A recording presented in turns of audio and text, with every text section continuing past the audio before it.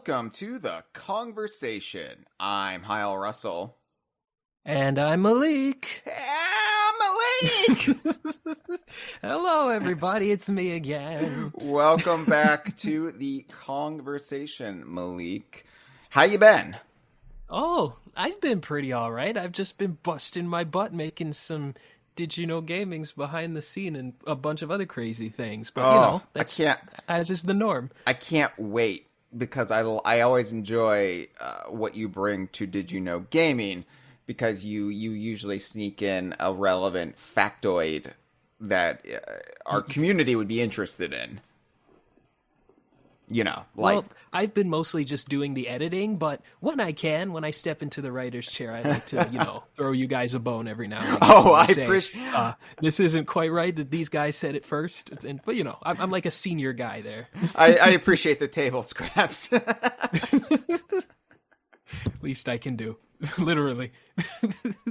Well, before we get started on this episode, I do want to offer a slight apology. I don't know how it came across on the last episode, but as I've talked about quite openly on this podcast and throughout the history of DK Vine, I suffer from bipolar 2, which is kind of the milder form of bipolar disorder. I say it's mild; it can still be pretty bad, but when I have my manic episodes, either an upswing or a depressive state, I'm not like full on Kanye West. I am more mild in my symptoms. I can feel manic and be like feeling bulletproof and feeling good and feeling euphoric, but I'm never quite to that level, So, anyway, I suffer from depression usually with bipolar 2. I don't really have the fun manic upswings as often as I would like.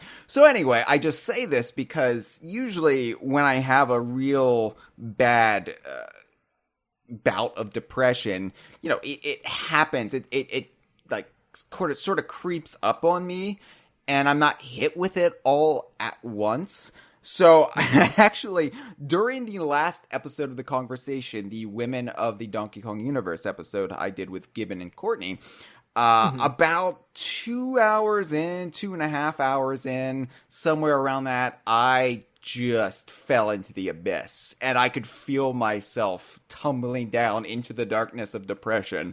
And, so, and I try to be a consummate professional when it comes to all of my output, but I was like, well, the show must go on. I have to just power through it.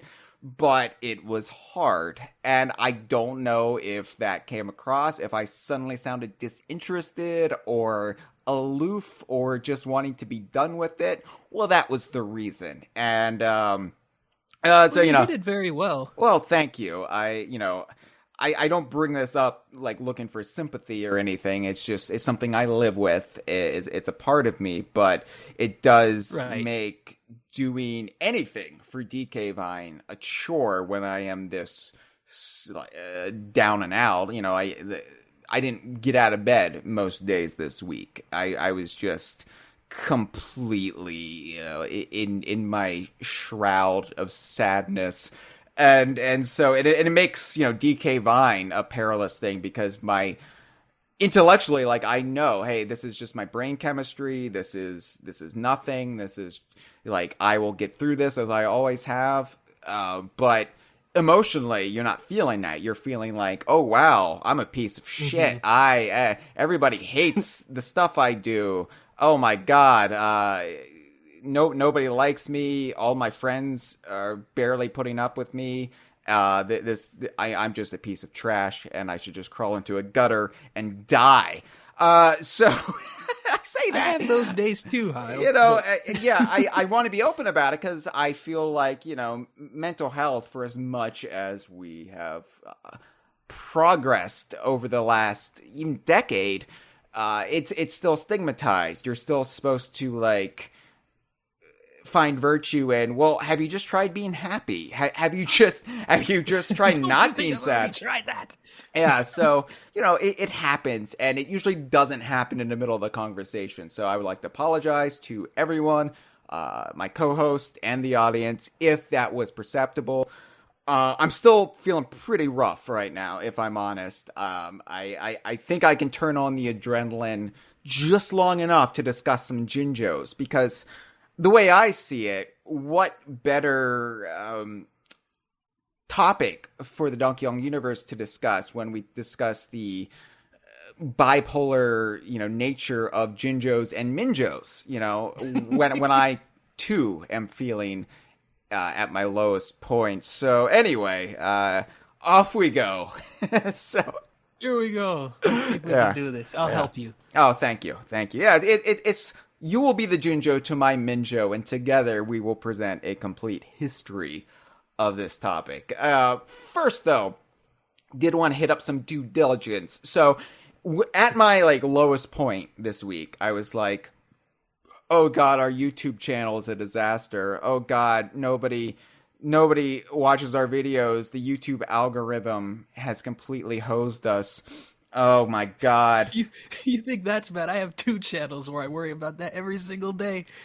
Yeah, it's like YouTube. We struggle on our YouTube channel because we have a pretty big audience for a podcast, relatively speaking, social media, relatively speaking. And for whatever reason, YouTube, even for everybody who's subscribed to our YouTube channel, our videos just aren't recommended for people. They never see them when we have a new video. So, we have videos that just languish. And I would like to do more awesome videos, deep dive videos on the Donkey Kong universe. And at this point, I'm just like, well, what's the point? What I don't want to be so vain that I require thousands of views on my work, but you do feel kind of beaten and demoralized, especially after YouTube demonetized us, and we haven't sorted that out yet. And it's just YouTube has been kind of the blight in the DK Vine empire. But I'm thinking, hey, I can't let the algorithm defeat me, just like I can't let my bipolar disorder defeat me. Check out our YouTube channel, dkvine.com/YouTube or youtube.com/dkvine. I am, trying to continue to work on some things that I've teased on this very podcast. I would like to get them out. So, be sure you subscribe. Be sure you stay plugged in. All I'm doing right now is putting Kongversations and some old DK Vine done slows up, but in due time, we will have some juicier content on there, so check it out. But Malik, you are no stranger to YouTube, and I thought you could plug a little bit for the Cartoon Gamer and Did You Know Gaming. Sure. So if you guys don't know already, I have a channel called The Cartoon Gamer. I just celebrated my 10th anniversary on this godforsaken website, but it was kind of fun. You can also find my work edited. Sometimes I write, sometimes I research, but mostly editing right now on Did You Know Gaming. We're doing some pretty crazy stuff. We're spending copious amounts of dollars on videos that we hope to God people will watch so we can get our money's worth. But that's where you can find me, and you can hear me and all that good stuff. We got some crazy things planned, as always. Yeah, I hope you like them. You do good work, Malik. I don't say it often enough, but I enjoy your content. It's so positive, and it's so it just embraces what you love, and that's always fun to see. It's why I also like the geek critique. It just feel good gaming culture, which I feel like we need more of. Yes. We always do. But I feel you there, spending copious amounts of money on your video productions. I remember when I bought this antique stopwatch for my Is TT and Sea of Thieves video, just so I could fake urinate on it and smash it, and and I had to buy this. I rigged up this urination thing so it would look like I'm actually peeing on it, and that costs money. And I just all this effort and all this money, and then YouTube just was like, "Oh, we don't want people to see this." Well, at least you sound like you had a lot of fun with it. Oh, it was fun. I mean, it took me back to my days of guerrilla TV making, in college, and it's invigorating. It is. Especially when you're not just sitting in the chair editing game footage, when you can actually go out and film something. That's always fun. Mm-hmm. Yeah, I can only imagine what that feels like. I am an auteur, Malik. All right, so this episode, just like the last episode, was actually recommended or requested by a member of our community. In this case, it was DK Vine patron Kotbox. KOT space box. Interesting. They requested, as season 10 was just getting off the ground after I announced it, it was like, hey, I would love to see some sort of character witness type episode about the Jinjos. And, I've been thinking there needed to be an equivalent of character witness for like a species, right? Like across the Donkey Kong universe, we have several fictional species, magical creatures and what have you. And I was like, we should have a equivalent to character witness for those. And on the Facebook page for several years, I ran a feature called the Bestia-Rare-y, which is a really labored pun, and people didn't understand it. Especially if English. I thought it was always pronounced. I thought it was pronounced Bestia-Rare-y. I mean, Bestiary. A bestiary is like a collection of like fabled creatures and stuff. So Bestia-Rare-y, of course, is that for the DKU. It doesn't make any sense if English is not your first language, and even then, it barely holds together. But Yes. yeah, so I was like, that would be just like Destination Donkey Kong Universe, which we need to do more of, was a Facebook feature, and we brought it into the conversation.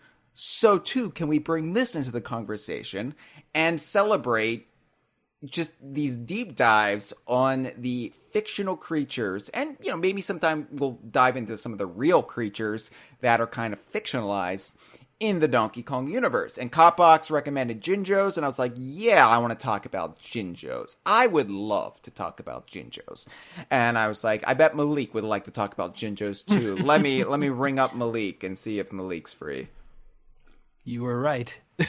I'm glad.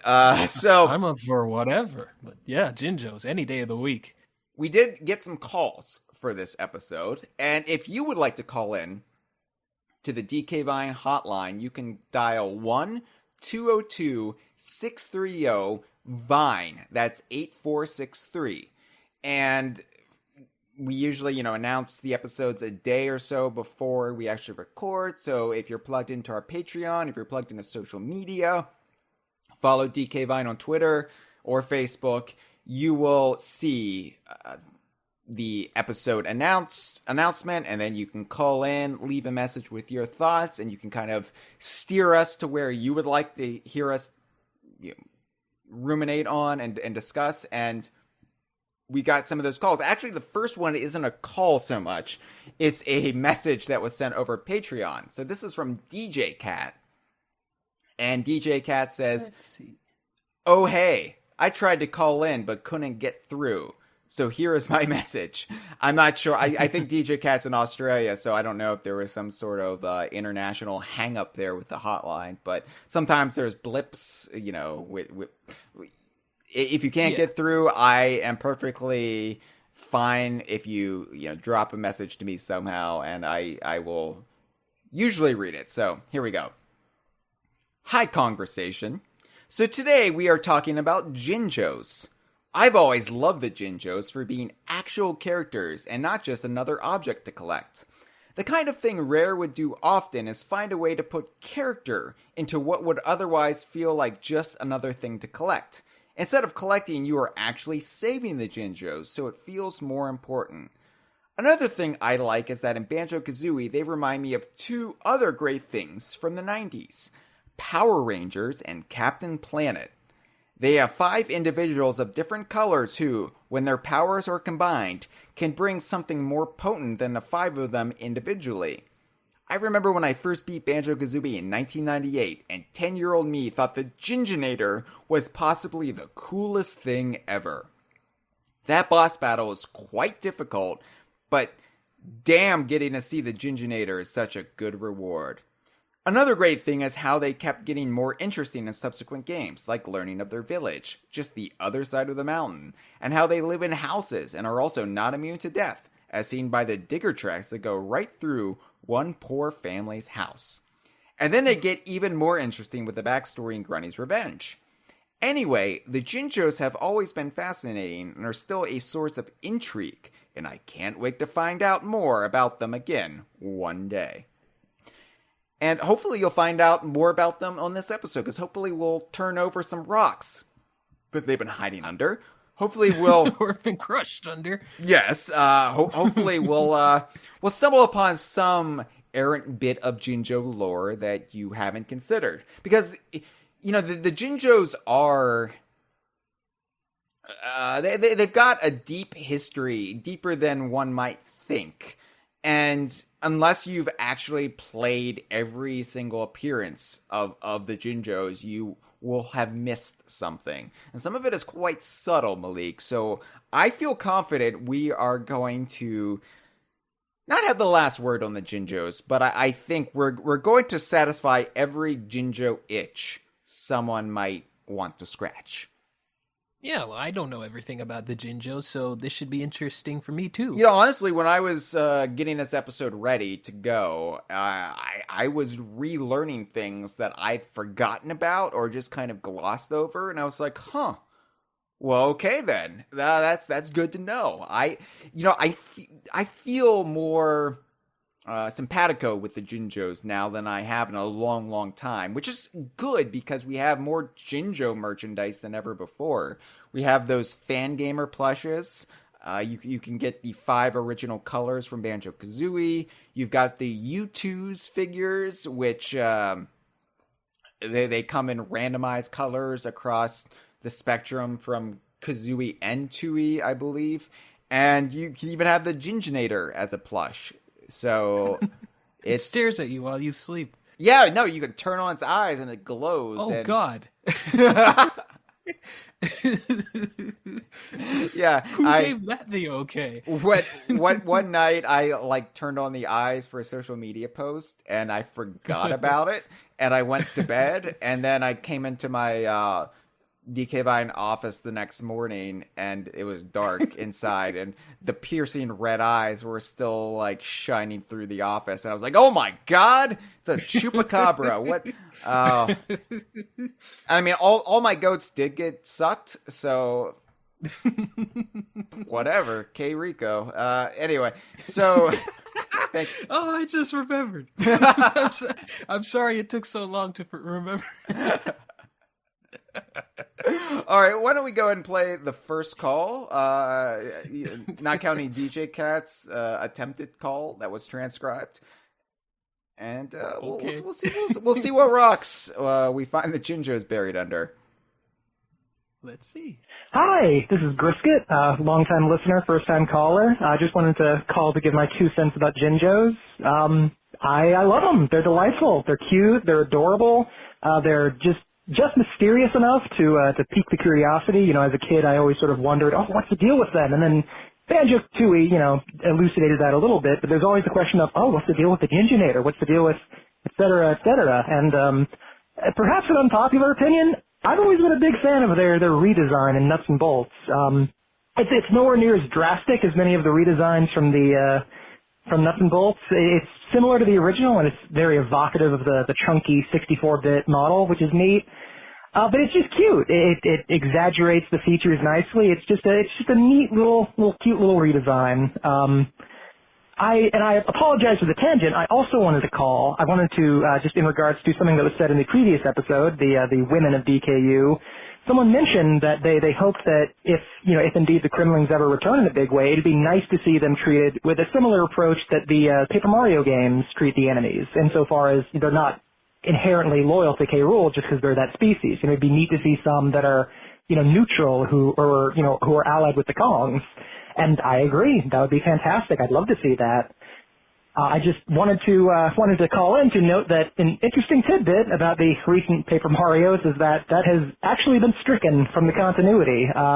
The current game's approach is that if you are a Koopa, if you are a Goomba, you are a Bowser minion, which is unfortunate. I much prefer the way the previous games tackled that, but unfortunately, a lot of the world building, a lot of the characters from the first few entries have been stricken from canon, which is a dead horse that's been beaten ad nauseum. I'm aware Paper Mario fans love to whinge about that, but hey, it's an interesting point of comparison, I suppose, between Paper Mario and Donkey Kong Country. You know, they both have recent games that, for largely arbitrary reasons, just aren't allowed to reference stuff from the first few. I just wanted to call to see if. To I guess point out that interesting point of contention between the two, see if you all had any thoughts on it. Thanks. You all have a nice podcast. Keep it up. Well, hey, thank you for the call. It's always great to hear a first-time caller. Mm-hmm. So, yeah, brought up a lot of the, I think, angst that Mario, specifically Paper Mario fans, feel with sort of like the sterilization of the series. It's kind of had a personality-ectomy a little bit. And this is what I hear from secondhand, because obviously I am not that knowledgeable when it comes to it, but I hear the complaints like, wow, you've just reduced all these characters to just drones, they're not like the individual personalities they used to be, which has kind of plagued the Mario series broadly since around the time of, I guess, the new Super Mario Brothers games started. Like, oh, Toads, they're just Toads. Toads are a thing. Yeah. And it's interesting that brought this up on the episode we're discussing Jinjos, because with the exception of maybe Banjo-Pilot, the Jinjos have been shown to have individual personalities. And beyond just characters like King Jingling, I'm thinking about like the Jinjos in Nuts and Bolts, where they have personalities and they talk to you and individual identities, even though they are just Jinjos,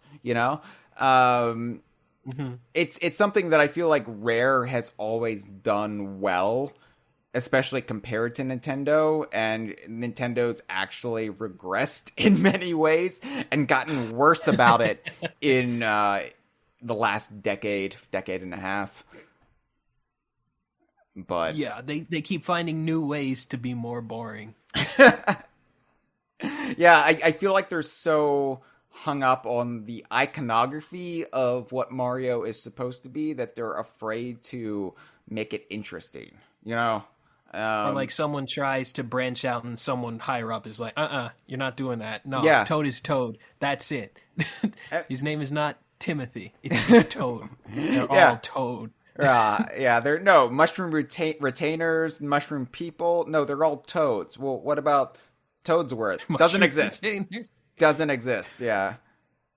I mean, it's something that like the Donkey Kong series has sort of narrowly avoided, even post Rare, but it's still like pulling teeth sometimes to like, oh, we would love to see more of the individual characters in the games, and there is this kind of rote sort of, well, you don't need all these characters in here, so let's just distill it down to the core essentials. The bare necessities. But not even the bare necessities, because not even the bears. I've not seen any of the 14 Brothers Bears since the Game Boy Advance remake of Donkey Kong Country 3. They could have Poor choice of words. Yeah, they could have been Smash Spirits, Malik. I know. We got like how many in Smash Brothers, and not one was a bear. Yeah, and I'm sorry, but you need all these variants in Mario Kart Tour. Brash Bear loves to race. Yes. Oh, come on. I want to see Brash Bear behind the wheel and see how angry he gets when someone passes him. So, even though I'm not, extremely well-versed in the Paper Mario series, I do feel the pain of the Paper Mario fans. Yes, I do too. I just recently finished the first Paper Mario, and I'm like, man, whenever I get to the more recent Paper Marios, I'm going to be so mad. Yeah, it's one reason why, I remained a fan of Rare all these years, and why I'm a fan of Playtonic, because they do seem to value character, and they realize that fans love characters, and it's just weird that Nintendo has these hang-ups. There is like, sometimes you can break through to Nintendo, and somebody in Nintendo will realize, oh, like K. Rool, like, oh, people like K. Rool. Oh, go figure. Who would have thought? Yeah, but that almost seems like a once in a lifetime event. Where they, as a promotional gimmick, open up this character ballot, and then you have this massive worldwide fan campaign, and we somehow eke through. And it's like, yeah, that's probably never going to happen again for somebody like Toadsworth Otto the Orange. Well, I mean, I would. Okay, no, I didn't mean Otto the Orange. That was just the first guy that came to mind. Yeah, I would hope Rare would know how beloved Otto the Orange is, and if I think they do. Yeah. All right, thank you for the call. All right, we have another one to take, and then we can really dive headfirst into all things Jinjo.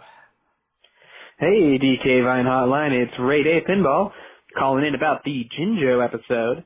I was just wondering, what are your takes on King Jingling actually being a gambling addict who basically is so addicted to gambling that he has to do dubious things in order to pay off his debt, and is basically just, that's all he is, and he's kind of a fraud. I can't remember the exact YouTube video I saw that went in depth on this, but there was it was a very detailed YouTube video, and shed some light on the subject. So yeah, I'm curious. He runs that bingo hall in Nuts and Bolts, and he seems more worried about the kickball game happening than all of his Jinjos being gone and Isle of Hags about to be blown up. So I think there might be some truth to that. He also seems to, know a lot of dirt on people, at least according to the zombie when he starts talking. So what's the darker side of Jingling? I'm wondering what lies beneath the surface there. Anyway, glad you're doing some more Banjo content. Look forward to the episode. Thank you for the call, Ray Day. Try to work in Banjo content. Try to tick all the boxes across a Kongversation season if I can. Sometimes it's hard. Sometimes we get hung up on certain topics, like Saberwolf, but, we try to always bring it back around so everyone gets their due over time, whether you're a Donkey Kong fan, a Banjo fan, a Dinosaur Planet fan, Mr. Pants fan, we try to get you covered as best we can. Jingling.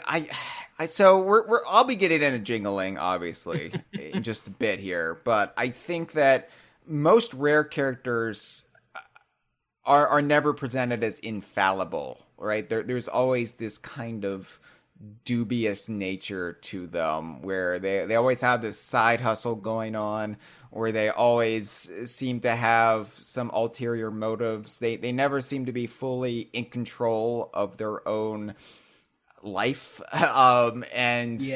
Jingling, he is not a perfect king by any means. I think, like I said, I don't want to get ahead of myself here because I will be getting into Jingling, but as far as like the bingo hall goes, I don't know if we can really like put it at Jingling's feet, because I think anything that happens in Showdown Town, you have to kind of point to the Lord of Games log and say like, okay, but he's probably responsible for pulling in Jingling here, and like I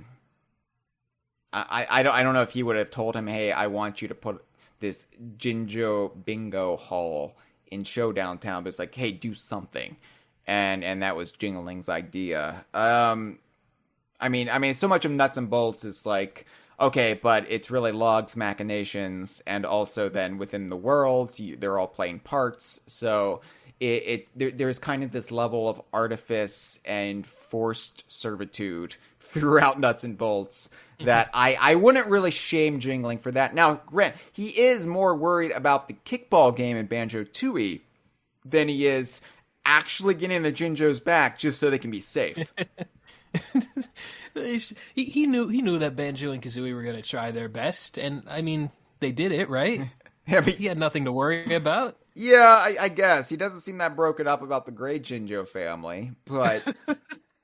we'll get into that. That could have some horrible implications. Why don't we just get it? Yeah, I feel like there's really no way to really get into Ray Day's points without just diving into everything concerning the Jinjos. Yeah. So here we go. Jinjo! Whee! Yeah.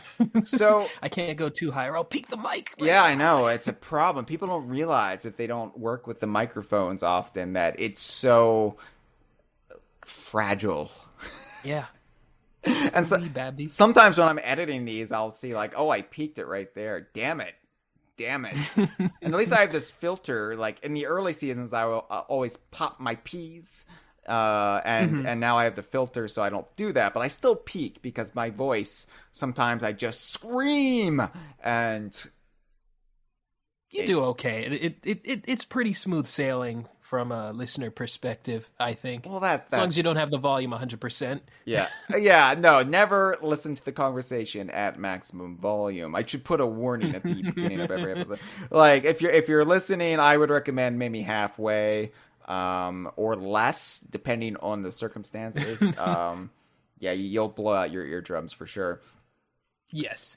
So anyway, before we get into the in-universe history and lore of the Jinjos, I think it's worth pointing out some of the behind-the-scenes factoids when it comes to their origins. So some of this is well known if you're a hardcore banjo nerd, but chances are, if you're not, like, if you haven't watched the Rare Replay documentaries, if you don't follow the creators on Twitter, you may not know this. So the name Jinjo is a play. It's just so much of Rare behind the scenes from this era. It's just meanness and name calling. Yeah, it's like all these character names in Banjo-Kazooie are just insults hurled at each other. Like the staff were hurling at each other. In the case of Jinjo, it's a play on the term ginger, and was what Grant Kirkhope called Ed Bryan during the development of the game. So yeah, I mean, you can see it if you ever heard Grant talk. You can definitely see him just like pulling out these terms, like, oh, Jinjo, sure. But it stuck. I guess they rearranged the spelling, and that's what they called these creatures. I've gone on about how it's remarkable when you look at the conceptualization of the ukulele characters and elements and how they all thematically fit with this like literary theme, aside from the name ukulele, which is just riffing on Banjo-Kazooie. But we have like the ghostwriters being the Jinjo equivalent in ukulele, and which makes sense because you have the grand tomes, the pages, the quills, and Banjo-Kazooie. Almost 20 years earlier, they were just like, oh, Grant's calling Ed this hurtful term. Let's use that. Oh, this guy's middle name is Royston. This is a real. Do you know the story of Royston's name? Yeah, I'm vaguely familiar, but I could always do with a refresher. Greg Mail said the name Royston came. It was the middle name of one of the people on the team. We couldn't believe that he had a middle name like that, so we had to put it in the game. What the hell? Right. Lord Woof, Fack, and Chimpy is apparently a nickname that Grant was called. Because he looks like a chimp, yeah. I guess. Like what that? Yeah, I brought that up on Twitter once, and I was like, hey, Chimpy's a monkey. He's not a chimp. Not even not even close. Like they're primates, yes, but they're not, like, a monkey is not an ape. Yeah. And I was like, I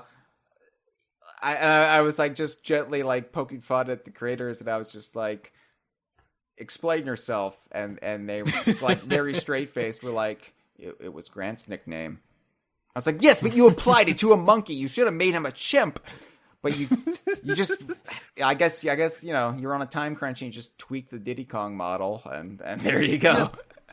Get rid of the hat, slender him down a little bit. Make his eyes green instead of blue. Boom, you're done. There you go. Yeah. Anyway, also Ed Bryan, I guess he was going for a bird-like appearance for the Jinjos, but according to him, he can't draw birds. So that's why they came off as like anteater-like creatures. They look more like Muppets to me.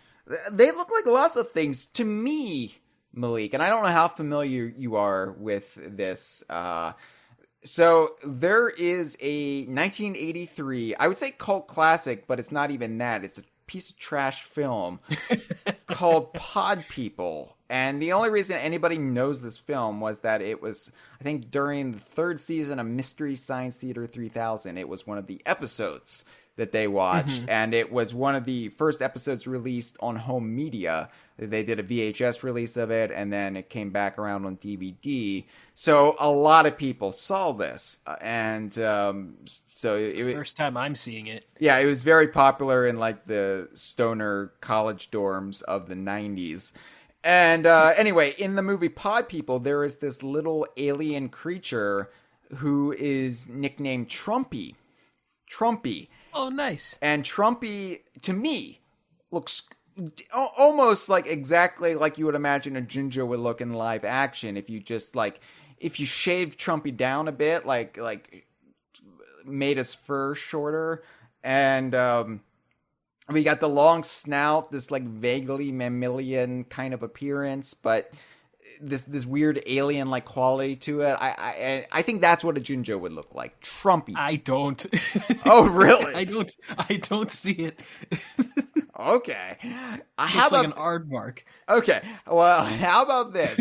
Why don't you Google Trumpy? Actually, Google Trumpy Pod People, or else pictures of the 45th president will come up. And and tell me if you think that could possibly look like a Jinjo. Like I'm thinking like the early Jinjo renders, not like nuts and bolts era Jinjos. I'm getting some weird results right here that still relate to the president.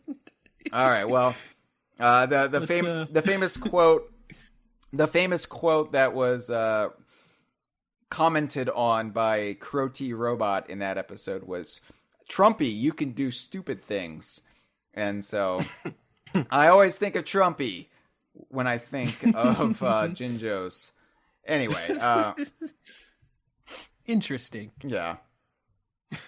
But yeah, whatever Jinjos are supposed to be, they are like a wholly unique creation of Banjo-Kazooie, because, Kremlings are essentially just reptilian, crocodilian humanoids, which, are rampant in mythology and legend. And, Globos, another fictional banjo species, they're essentially Furbies.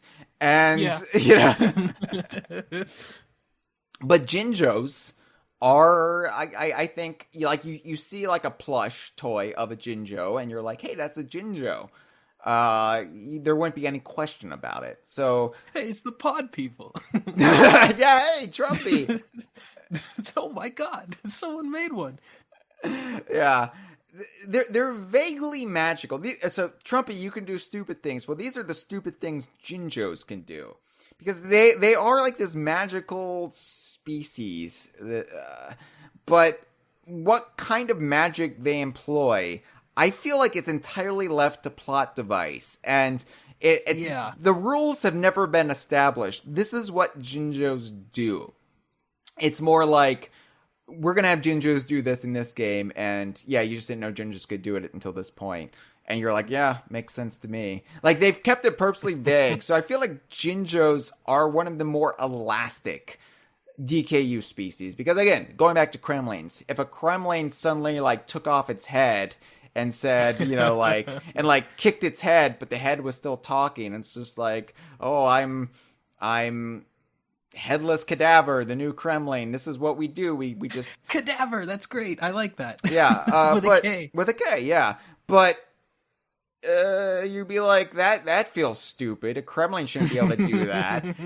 if a Jinjo took off its head and was like, woo, then you'd be like, ooh, that's weird, but I'll accept it because, you know. I don't know. I don't know if I'd be willing to accept that. Nobody ever told. Oh my God. Nobody ever told me a Jinjo couldn't take off its head and spook you out. Like,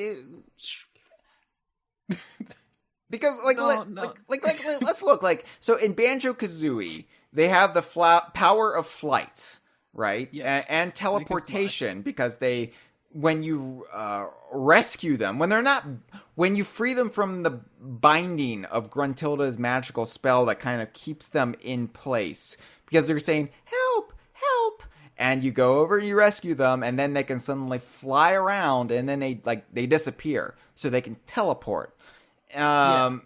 And in Banjo-Tooie, in fact, they just straight up teleport back into their homes when you rescue them. So we know they can teleport, we know they can fly. They seem to be able to produce little electrical sparks from their bodies, like little sparky dews. Little pixie dust? Yeah, and we see this also with the villainous Minjos, which are closely related, if not almost exactly the same species as Jinjos. Minjos will shock ya if you let them get too close. And I imagine Jinjos can shock ya as well. And some of that pixie dust, as you said, is just the electrical energy that their body exudes. So we've never seen them shock ya, really, because, you know, why would they? They're friendly creatures. But they could. Yeah, they totally could. And then in Nuts and Bolts, they did to Grunty. Yeah, it's true. In Nuts and Bolts, they can inflate their bodies just like a balloon, but you know they can blow themselves up and float around. And that was weird at first. I was like, ugh, what? I'm looking at an image right now. It's kind of terrifying. You get used to it, and you know. If they can fly, it makes sense that they can do other things in the air, right? Like become balloons. Like they like bounce around, and you can push them around with your cars in Nuts and Bolts. And they're just big balls, and I guess it's some sort of like defensive thing in nature, like, you know, how some species will play dead or retreat into their shell. Jinjos can do that and become more impervious to harm if push comes to shove. If they can't get away, now granted, if you can teleport and fly, why has nature bestowed this third ability to you? For it should be enough. Luck of the draw. Yeah, I guess. I'm not asking how they evolved because I don't know, but they certainly, I wish I could fly. I don't wish I could blow myself up like a balloon. That's a bit much. But yeah, I wish I could fly and teleport. I'll take those two. Yeah, me too. Make working like so much easier. I could go wherever I want. Yeah, not have to worry about stuff. I do think like, oh, I wish I could fly like Superman, or I wish I could fly like a yellow Jinjo. But then I think, you know, I'm sure the Air Force would just shoot me down. Yes, they would. I'd just be fine with teleporting, honestly. Yeah, I like how you thought about this, Malik. Like, oh, I've seen so many cartoons where they're like, you're in an unwarranted flying zone. You better land, or we're gonna shoot you down. You have no idea. Like Superman can get away with it because, you know, they can shoot him all they want and it doesn't hurt him. But yeah, like I was like, okay, if I could fly, I would also want to be invisible. But then you get hit by stuff. Well, you watch out for stuff. Like, you don't get yourself in a position where you're hit by stuff if you can fly. Like geese. Why don't want geese? Just a goose could. Yeah.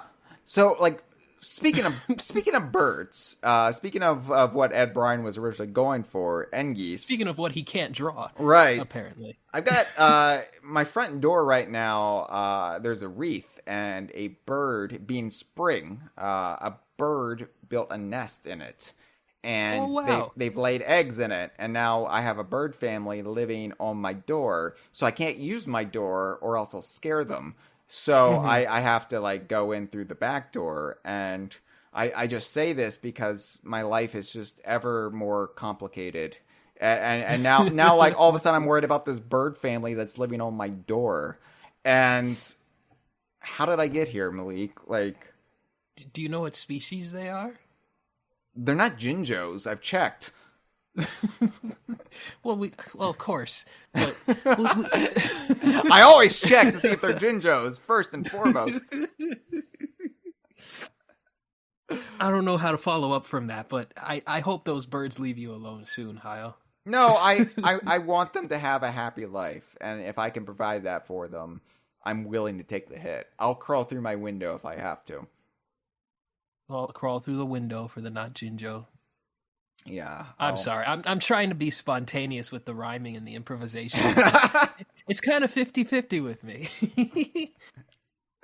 Well, let's get into the actual in-universe history. So I was thinking, like, how are we going to break this down? Are we going to go in chronological order, like start in 1978 and with Grunny's Revenge, or are we just going to do it by release? And I was like, let's do it by release. Let's lay out the history as we first learned it.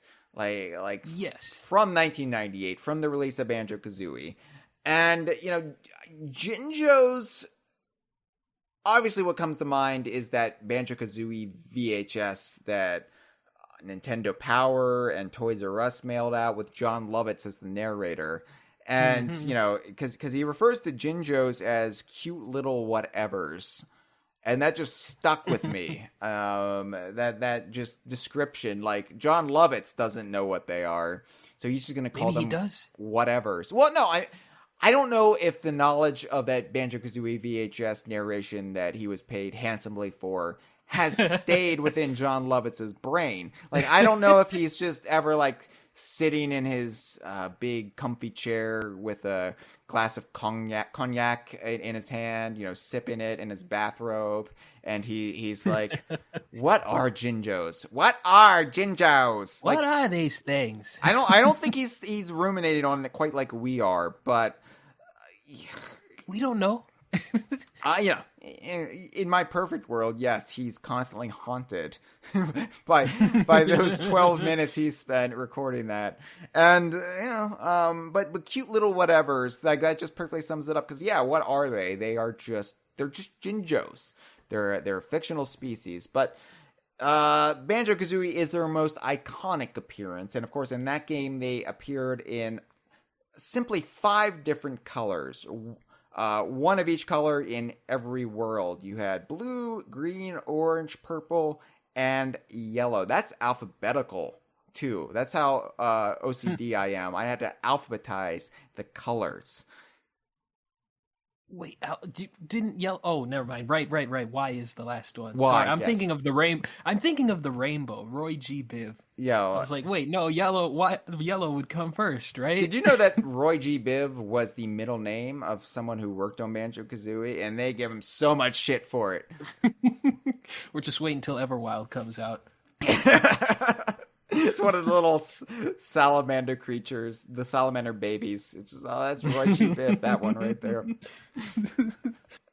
Can't wait. So in Banjo-Kazooie, it's said that Gruntilda wanted to punish the Jinjos because of their happy, carefree nature or something like that. And so she punished them by like magically binding them to a specific spot in every world, and they couldn't move.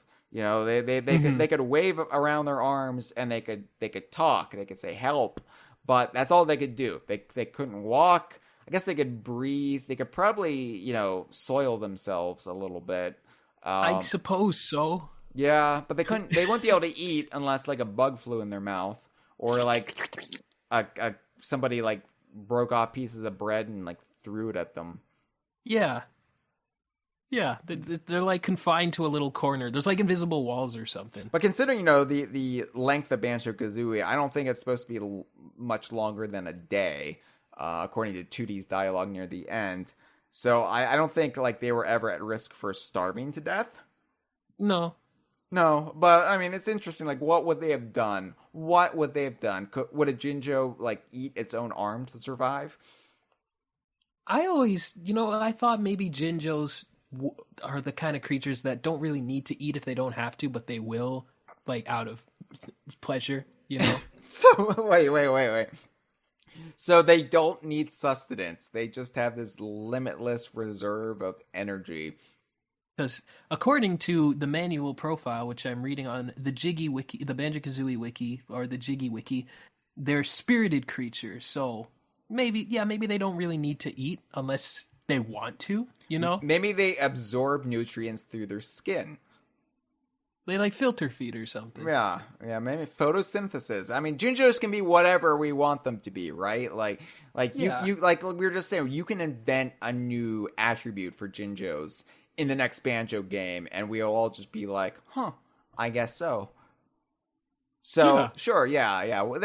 So we don't know their dietary habits, really. Like, they might eat for pleasure, but maybe you're right. Maybe they get their nutrients elsewhere. So... I feel like King Jingling would eat for pleasure, but, like, eat some chips, like watching the kickball some pizza, game. But... yeah, for sure. Like, get some McJiggies, for sure, yeah. Yeah, but yeah, the Jinjos were they were just basically collectibles. I mean, they're always basically collectibles. Maybe not so much in nuts and bolts, but they were just more like drones in that game. Where you just the 5 colors in each world, you collect them, you get a Jiggy. Or you get an extra life if you collect them again. If you go back into the world and collect them for a second time, I think you get an extra life. But that's all they do. It isn't until the end of the game, right, that Jinjos you really get the first hint that there's more to Jinjos than being just this ambling creature species that exist within Spiral Mountain and Gruntilda's lair, where you meet the mighty Jinjonator. I just like to call him the Jinjonator. I don't like to call him the mighty. I feel like mighty is a descriptive term, and it isn't actually part of his name. I feel like we get too literal sometimes with, the game called him the mighty Jinjonator, so we must always call him the mighty Jinjonator. I'm like, well, no. Like, I feel it's redundant. Just a little redundant. Yeah, it's like how clinical people get with the Donkey Kong Country Tropical Freeze bosses, where they have these like long descriptive like sentences about them, and like that's included in the trophy or the little figurine you get from Funky. And so like the wikis are always like Pompey the Presumptuous or whatever, and I'm just like, I always kind of that's weird because I always kind of like to refer them by their full names, honestly. Oh really? Okay. Well, yeah. I don't know. I feel like it's a descriptive thing, and it's like it's like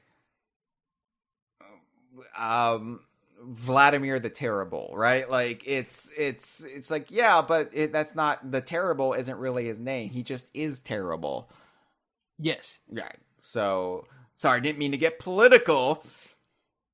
Wait, that was okay. Oh, sorry. I was like, isn't it Ivan the Terrible? Oh, wait, never mind. No. I was being more contemporary there. Yeah, remember in 2016 when he personally ordered DK Vine taken down? That was a fun time. Oh, the laughs we had. Anyway, the mighty Jinjonator.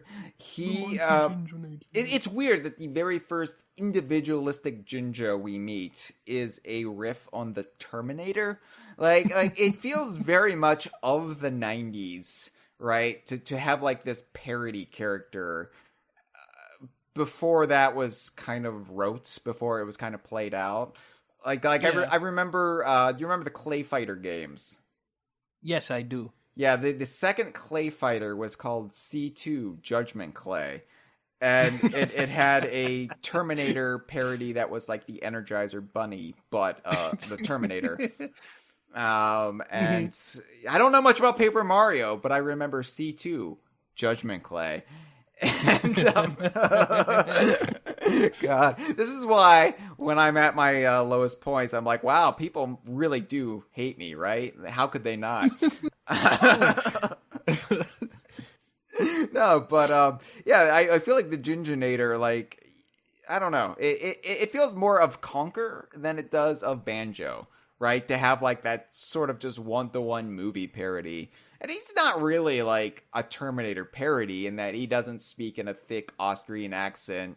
He doesn't do the Hasta la vista baby kind of like, that's more like the Haybot in Conquer than it is anything that Jinjonator does. But the Jinjonator, like when we met him, he was the only individualistic Jinjo and he was the most powerful Jinjo, right? So I viewed him in the context of 1998. He is the leader of the Jinjos. And you know, there's nothing in the game to contradict that because, let's be honest, Rare hadn't figured out the complete lore of the Jinjos yet. Rare has always done a good job of adding things to the lore later on that always feel like they could have plausibly been part of that design from the beginning, but they didn't. They probably didn't have any idea. Like Crocodile Isle being the homeland of the Kremlins. I'm sure when they were making Donkey Kong Country in 1994, they weren't thinking like, oh, the Kremlins are from this neighboring island called Crocodile Isle. You know, it was just like, no, we're not going to think about that. But when it came time to break down the sequels, like, well, what if the Kremlins actually lived over here? And what if we visit their home? And destroy it. Yeah. And then what if it's this really cool location and then we blow it up so we can never revisit it? But it, I mean, honestly, it was the best ending ever. So, like, you know. Yeah, it was. Yeah, you're never going to top that ending. So, anyway, who knows, you know, how much of the Jinjo lore was percolating as just like a what if, a maybe in their minds at this time. But yeah, I felt like the Jinjonator was the leader of the bunch. And also, special shout out to Jeffrin Perez, fellow esteemed member of the Rare fan community and the #1 Jinjonator fan. Just wanted to give a shout out to him because if I can't mention Jinjonator without mentioning Jeff. So, yes. The Jinjonator, he's in a statue, which is interesting. He's like sealed within this stone shell of himself on the top of Gruntilda's lair. And, you know, I didn't think much about it. Like, what is this doing here? Who brought this statue here? What? What's so funny? I don't know. It's like, why is this on Grunty's castle? Why is this here? It's just so does she think that nobody is ever going to come up and use this thing against her?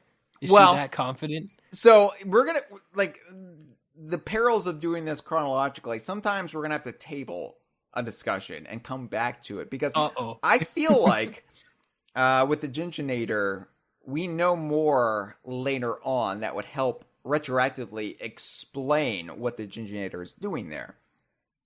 So, Banjo-Kazooie doesn't provide any context with what the Jinjonator is, but damn if I didn't love the Jinjonator. Oh my god, just like having Gruntilda gored by this giant Jinjo.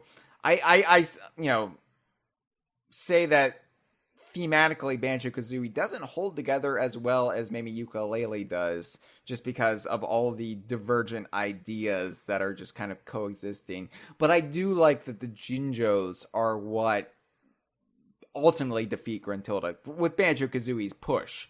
But yeah, it feels right. Like, these are the creatures that Gruntilda was terrorizing and torturing and enslaving all game long, and they get the last word. They're like, nope. And it's like, you thought you had us. No. And they really like do cause Gruntilda's downfall because that is the last time she really fully resides in her lair. She's in the ground for 2 years. She leaves Spiral Mountain kind of after that. She comes back from time to time, but you know, that is kind of like the end of Grunty's lair as the evil headquarters of Gruntilda, because after that it's taken over by Cheeto and, you know, maybe Brentilda. You know, maybe Brentilda, like, we don't see Brentilda after that, so maybe she just takes it over. I'd always like to imagine she's just like, and like it's Gruntilda's credit cards are still attached to like the premium cable, so she's just mooching off like her sister's finances for as long as she possibly can. Anyway, I thought she was arrested by the rubbish video game police. Well, right? okay. That's one of those scribe statements, right? That like is like not really.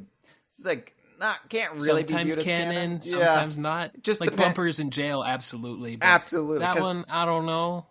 Yeah, well, because Bumper being the one in jail is supported by the Conker interview. Like, there's layers and layers upon Bumper being in jail, where Brentilda was arrested by the rubbish video game police.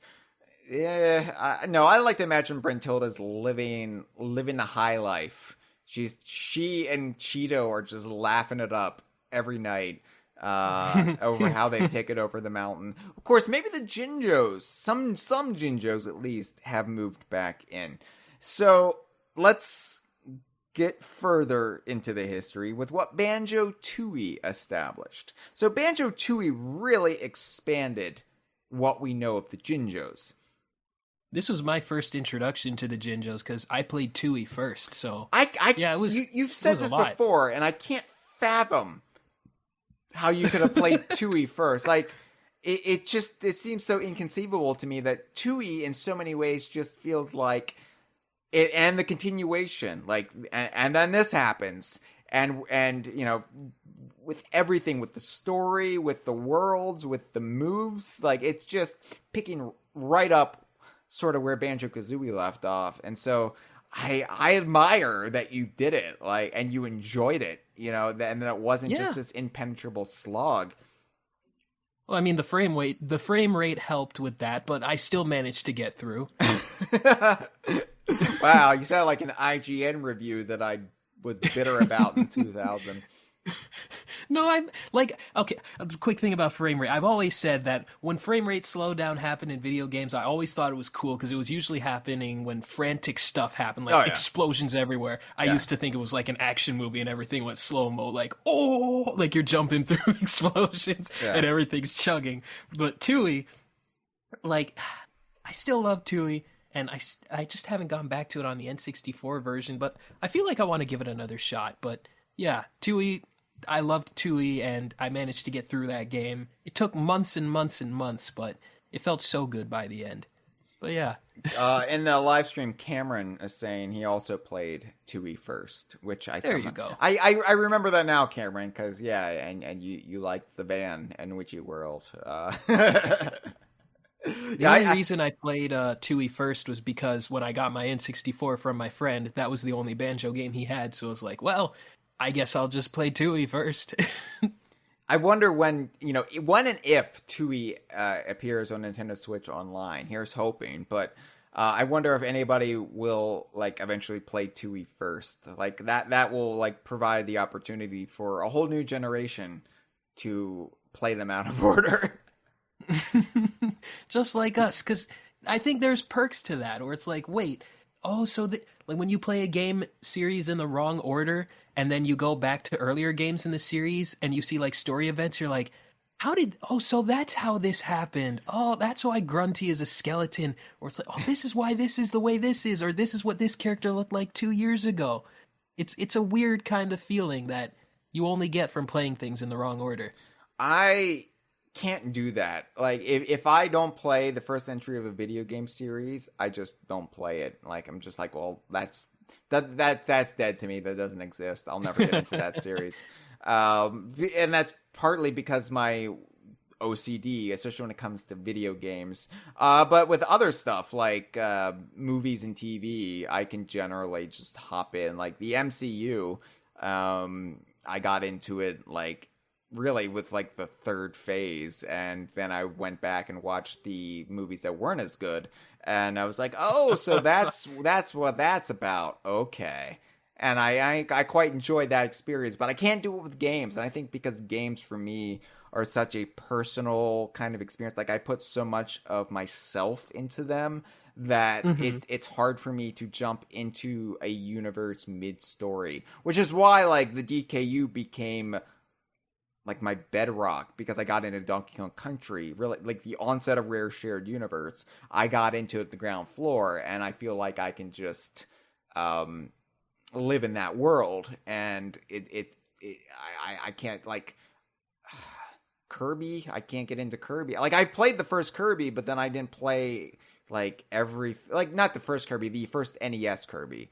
I played the first NES Kirby when I was a kid because my friend had it and I played it, but like I missed most Kirby's along the way, so I'm just like, oh, there's a new Kirby game coming out. Well, I can't play it.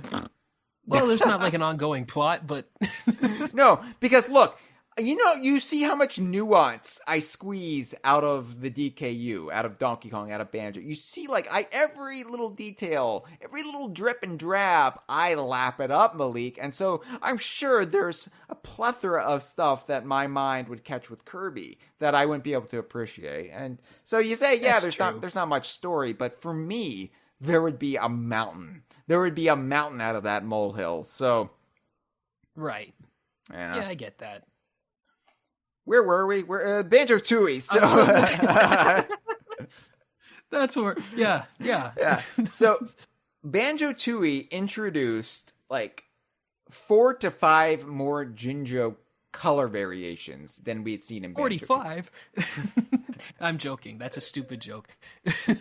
No, not Trumpy. I'm talking about the Jinjo colors in Banjo-Tooie. So. We got the. No, I meant 45 colors. No, I know. I was doing my own fun callback there. You see. Okay. All right. So we're gonna read these in the order from the largest.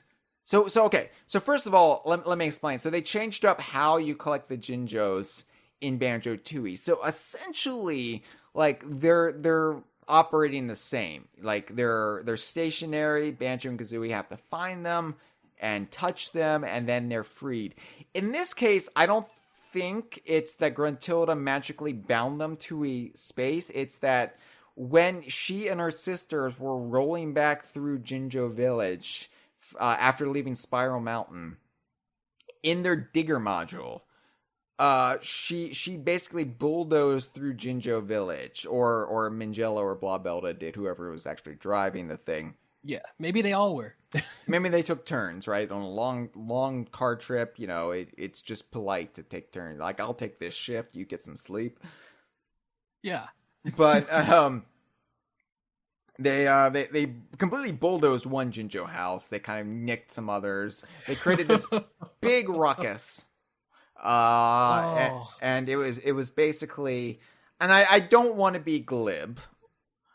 All right. I don't want to come off as downplaying or making light of real tragedies, but it was basically the 9/11 for Jinjos. Right. Like, I mean, it was this big tragedy that was traumatic for this fictional group of people. And they ran away. They got scared. They were like, ah! And everybody, like, they scattered. The Jinjos living in Jinjo Village scattered across the Isle of Hags. So in the case of Banjo-Tooie, it's not so much that they are magically stuck to one location. It's that they are frozen in terror. And and it's only the gentle, firm reassurance of Banjo's hand. It's like putting his hand on their shoulder like, hey, buddy, it's going to be okay. That they were like, you're right, it's going to be okay. I'm going to resume my life. Jinjo! And then they go back home. Right. Which is kind of stupid and weird, but, I like that it was varied. I like that they made it a little bit different, so it just didn't feel like we're making the same game over again. Like, they put more thought into how they were going to integrate the Jinjos into the storyline. So, it was really sad, like, coming in as a person who just started with Tooie. It's like, there's so much death going on. This is really... Banjo-Tooie is just complete carnage in the beginning of the game. Like, a beloved character from the first game dies. This character you just meet gets turned into a zombie. And this group of Jinjos who you've never even seen are just dead off screen. Yep. Like, I read the little thing on the sign. I was like, oh my lord. That's terrible. So, the way they are is it's actually randomized in your game file. Sort of like the Bruntilda clues were randomized, but you don't know which colors of Jinjos you're going to collect in a world. But yeah, eventually you will find the total number of a Jinjo family, which are the colors of Jinjos in the game. So black Jinjos make their debut. There are 9 of them, the most in the game. Purple Jinjos are back. There are 8 of them. Blue Jinjos are back. There's 7. Red Jinjos make their debut. There are 6.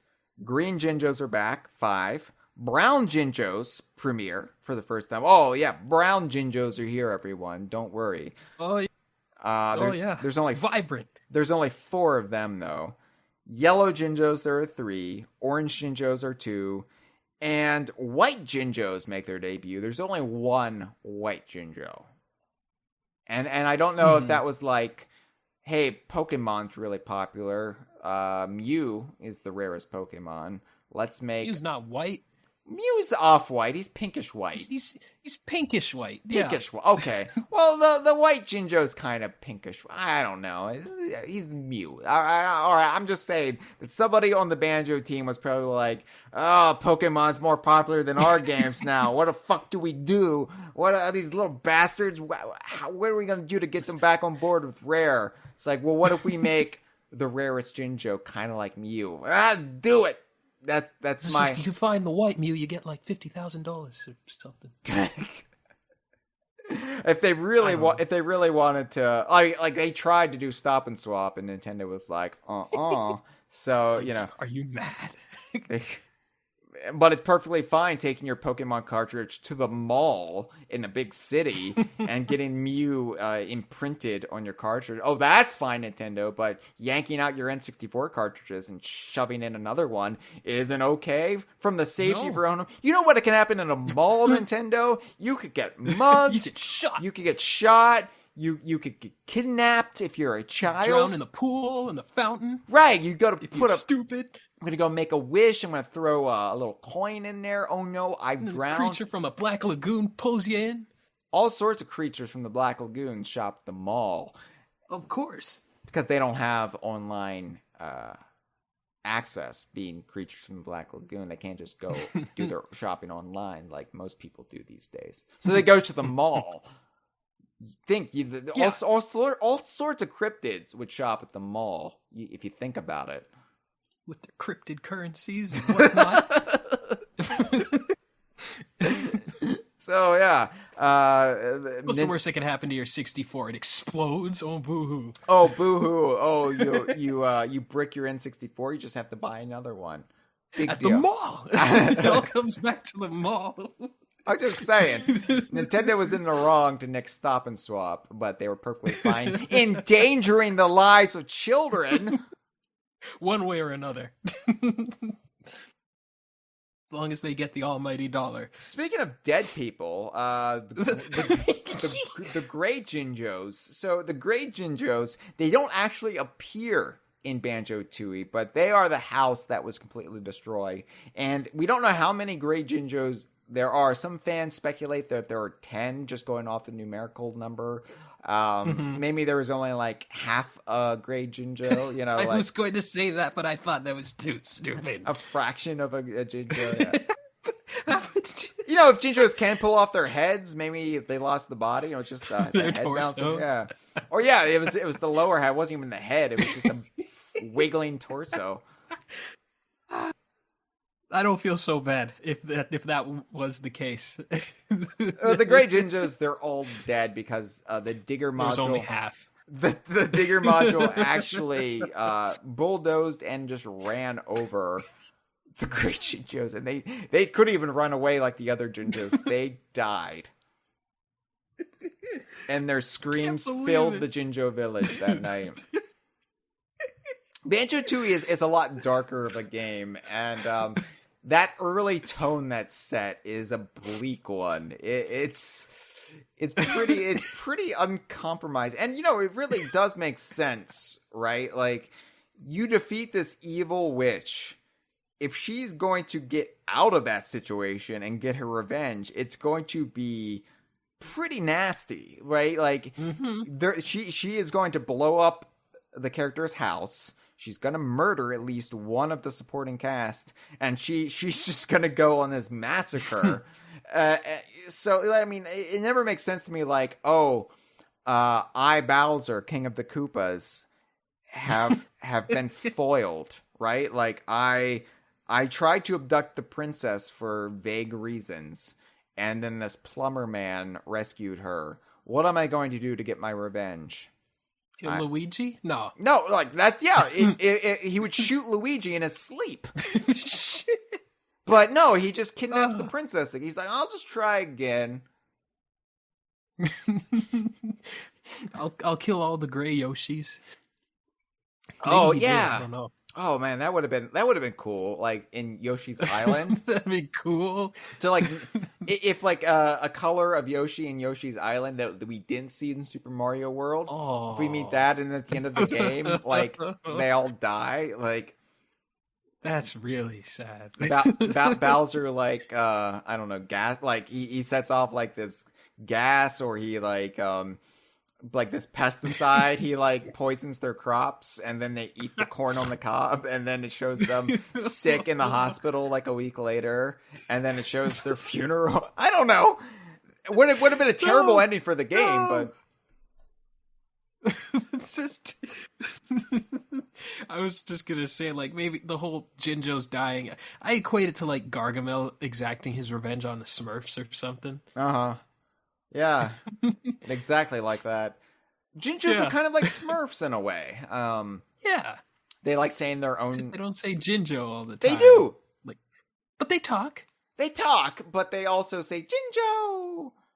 Yeah, but like, it's more like an expression, like a, like a, what's the word I'm looking for? Like a general expression that you can use whenever, like aloha or, I don't know, serenity now, I guess. That's a bit weird. That's all that comes to mind. That's a bit weird, though. Like, okay, so, like, there's never been any documented cases. I mean, I'm not a military expert. I'm like, that's not my area of expertise. That's not my forte. That's not where my interests lie. But I'm pretty sure that there's never been a prisoner of war camp that's been liberated. And all the prisoners, like, run out and they scream, "Human! Human!" No, I just mean like a catchphrase or just a thing that people say, like freedom or yeah. Or, it's still a weird catchphrase to make your sweet. The name of your bodacious. The name of your species is not a catchphrase, like right? Like it could be. If a dog gets adopted from the rescue shelter, the dog isn't thinking. Dog. Pomeranian. I mean, who knows? Like, again, Jinjos can be whatever we want them to be. They're a made-up species, and they're whatever the plot deems necessary. So, sure. Here's my question, though, and this is something that I really haven't seen many fans ask about. Why are some of the returning Jinjo colors, why is their amount smaller in Banjo-Tooie than a number seen in Banjo-Kazooie? Right? So, like, there's only 3 yellow Jinjos in Banjo-Tooie. There were way more than 3 yellow Jinjos in Banjo-Kazooie. So, my question is, did something happen to some of the other Jinjos from the original game? Or are the Jinjo families in Jinjo Village not representative of the entirety of the Jinjo species? So are there, like, is this just a family of yellow Jinjos, but there are other yellow Jinjos that maybe live elsewhere, or they're more like vagabonds just roaming about? What do you think? Yeah, I feel like that might be the case, because it's like, yeah, there couldn't just be like one white. I guess there could be, but I feel like they're dispersed like all around the world. Like the Jinjos that were in Gruntilda's lair, those were just like picked off from maybe some neighboring nation or something like that. But I feel like the Jinjo village is like where they originated. But there may be Jinjos all over the planet in various different numbers. Maybe some colors that we don't even know about. Well, we'll get into where they originated in just a moment. But right. Yeah, like I feel like it couldn't possibly be all the Jinjos, right? Because in that case, how do they reproduce? If this is a family, like if there are only 3 orange Jinjos, and that's a family, are they? Is this some sort of incest porn that's going on, or is this like? I feel like there would have to be other orange Jinjos, and I'm sure they don't just keep it to their own colors. Like I'm sure, an orange Jinjo can mate with a blue Jinjo, and maybe then they produce whatever color that produce. Like I don't know. I'm terrible at mixing my colors. A blue Jinjo and a yellow Jinjo. I never knew which crayons to combine as a kid to make. I was like, why don't I just use the color of crayon that I want to use? Why am I mixing the crayons? It doesn't. Yeah, this is messy. It's very messy. I always had to keep within the lines, and I was just coloring stressed me out as a kid. I figured that Jinjos, I don't know why, but it just popped up in my head. Maybe they so I've been watching a lot of Dragon Ball recently, and there's a character, there's a species of green alien creature dudes, and they reproduce, or at least the initial one reproduces by horking up an egg and then spitting out a creature. So I figured maybe the Jinjos do that. They just vomit up an egg and then out comes a Jinjo. Maybe a monotreme. It looks like a mammalian creature that could lay eggs. Like a platypus, right? Platypus, echidnas, those are the only ones we have left. Jinjos, yeah. Jinjos. They're monotremes. But yeah, I do think that the Jinjos we're rescuing in Banjo-Kazooie aren't necessarily the same Jinjos that we're rescuing in Banjo-Tooie. I think Jinjo Village, while it is the main home of the Jinjos, there are Jinjos scattered about the Rare Archipelago, maybe. Yeah. And also, with what we later see in Grunny's Revenge, it's possible that many Jinjos have already moved away from Jinjo Village and gone elsewhere, which we'll get to in a second. But first, we have to discuss King Jingling. So, what's up? What's up? Oh, remember that? That was. I was on the tail end of that. That was always funny. Yeah, that never got old. That. You know what I love? I love when people repeat jokes they see in beer commercials. Bud. It's like the commercial. That's timeless. It's like That's commercial. Timeless. Yeah, it's like the commercial with the beer. I love it. So King Jingling, he is the surprising monarch, the leader of the Jinjos. And I say surprising because, for over 2 years, the fans, or at least me, just assumed that the Jinjonator was the most powerful Jinjo, ergo the leader of the Jinjos. But no, King Jingling, it turns out, is actually the leader of the Jinjos, and he is a very laid back kind of monarch. He is not very regal in his persona, in what he kind of presents himself as. Banjo calls him King Dingaling at one point, which is a genitalia joke, but my Dingaling. Yeah, no, sorry. That's Chuck Berry. Chuck Berry did that, the original version of that song, My Dingaling. You can YouTube that. Since YouTube is not recommending DK Vine's videos to you, look up Chuck Berry singing My Dingaling. Chuck Berry. I'm sure they're all. Oh, sorry. You go. No, Chuck Berry, the father of rock and roll, singing My Dingaling in the 1970s. I'm sure they're all age restricted. Do you remember in Back to the Future when Marty McFly went back to 1955 and he sang My Ding-a-Ling at the Enchantment Under the Sea dance? I haven't seen the Back to the Future movies yet. Malik! I know! Like, I have to. I know you're the cartoon gamer. No, I see movies. I see I know, action but I'm like, movies all Back the to time. the Future is like... It's like one of those movies, It's like one of the most... everyone has to see. Yeah, it's one of the most kinetic live-action movies you could possibly watch. Like, okay, all right. It's on the list. You would understand so many references if you actually watched them. I know the 88 miles per hour one.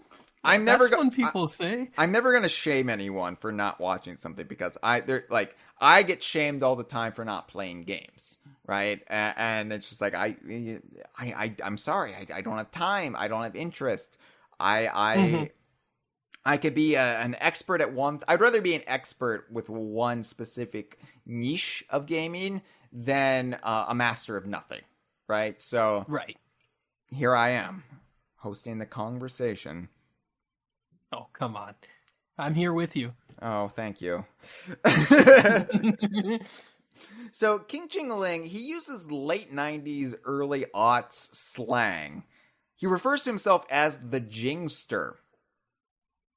Who is this clown? Like, he comes across, if it wasn't for Granny's Revenge suggesting otherwise, I would say he's very young and just kind of fell into the role of king.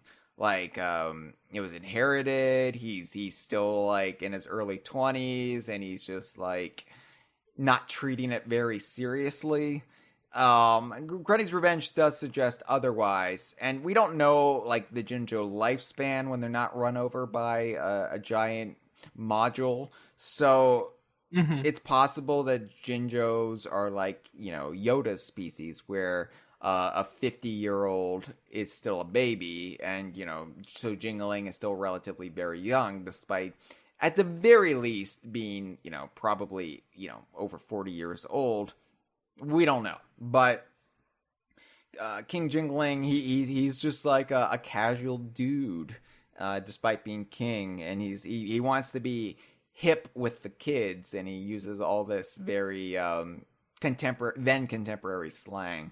But he has Toots as a pet, as a companion, and this begs the question: is Toots, who is this little sort of like pinkish anteater flesh-like creature that was by Ruby's side in Gobi's Valley in the original Banjo-Kazooie, is Toots some sort of Jinjo? I don't think Toots is. You don't? Maybe a subspecies? Well, yeah, a distant relative? I feel like he's probably related because he is by the king of the Jinjo side. And so at some point in the 2.5 years between Banjo-Kazooie and Banjo-Tooie, King Jingling got in touch with Ruby or discovered that Ruby had this creature with him that obviously has some sort of importance to the Jinjos, enough for the ruler of the Jinjos to say, hey, I need this creature by my side. Ruby gave Toots to King Jingling, or King Jingling just took him. We don't really know. Oh. But Toots is now with Jingling during Banjo-Tooie. So it's possible Toots is like a Jinjo baby. Like maybe Jinjos don't reproduce all that often. Like maybe it is a rare occurrence when Jinjos reproduce. Maybe they do lay eggs. Maybe they are like the rare mammals that like plop out eggs from their egg holes, and it's like, oh, maybe they bury them in the sand, and maybe a pink Jinjo, or excuse me, a purple Jinjo Maybe a pink Jinjo. We'll get into that, but maybe it buried it in the sand of Gobi's Valley, and it hatched, and Ruby found it and brought it back, and they formed a weird little family with Histop, and then it's like, oh, this Jinjo that was laid in Gobi's Valley is actually okay. He's been living with this whatever Ruby is, and we're going to we're going to come get it and bring it back to Jinjo Village. That's a possibility, but you're right. Toots may also be a subspecies that's a relation to the Jinjos, some sort of like evolutionary throwback. Maybe there is a missing link between Jinjos and whatever Toots is. Yeah. Maybe Toots is like what a monkey is to us, or a chimpanzee or something. Just this kind of relative, but not actually Jinjo. Yeah, like they can't breed with each other, but they are very close. Oh, and they try, believe me. Yes. No, yes, of course. No, they don't. Yeah, I don't know. Like, Toots, because when I saw Toots in Gobi's Valley and Banjo-Kazooie, I remember having an hours-long discussion with my friend Elliot. Wow. Yeah, he didn't want to have it. I wanted to have it. Because I didn't have a DK Vine yet. DK Vine was still over a year away. So I had to get my jolly somehow. I had to, get my yaya out best I could. And so he was my sounding board. And I was like, so here are the reasons why I think this creature... I didn't know it was Toots until we got to the credits. And then I was like, oh my God, it has a name. He's important. He's an important character. Write it down, Toots. Oh, I had a list of all the characters. Whenever they would give the name, I would write it down and be like, all right, I know it now. Toots, I was like, is Toots a Jinjo? Here are the pros, here are the cons. And then when Banjo-Tooie rolled around and Toots was with Jingling, I was like, oh my God, that goes in the pro column. Right there.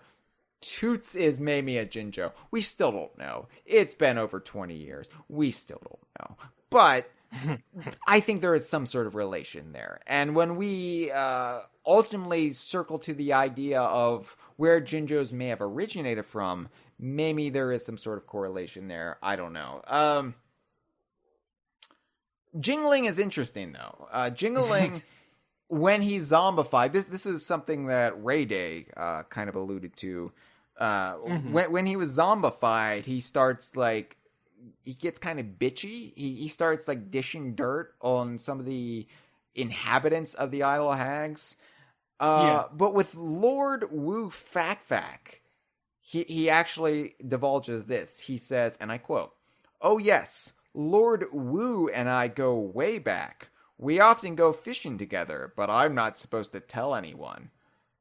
Which is interesting to me that the king of the Jinjos would befriend this very angry anglerfish who lives off the coast of the Isle of Hags, near the lost continent of Atlantis.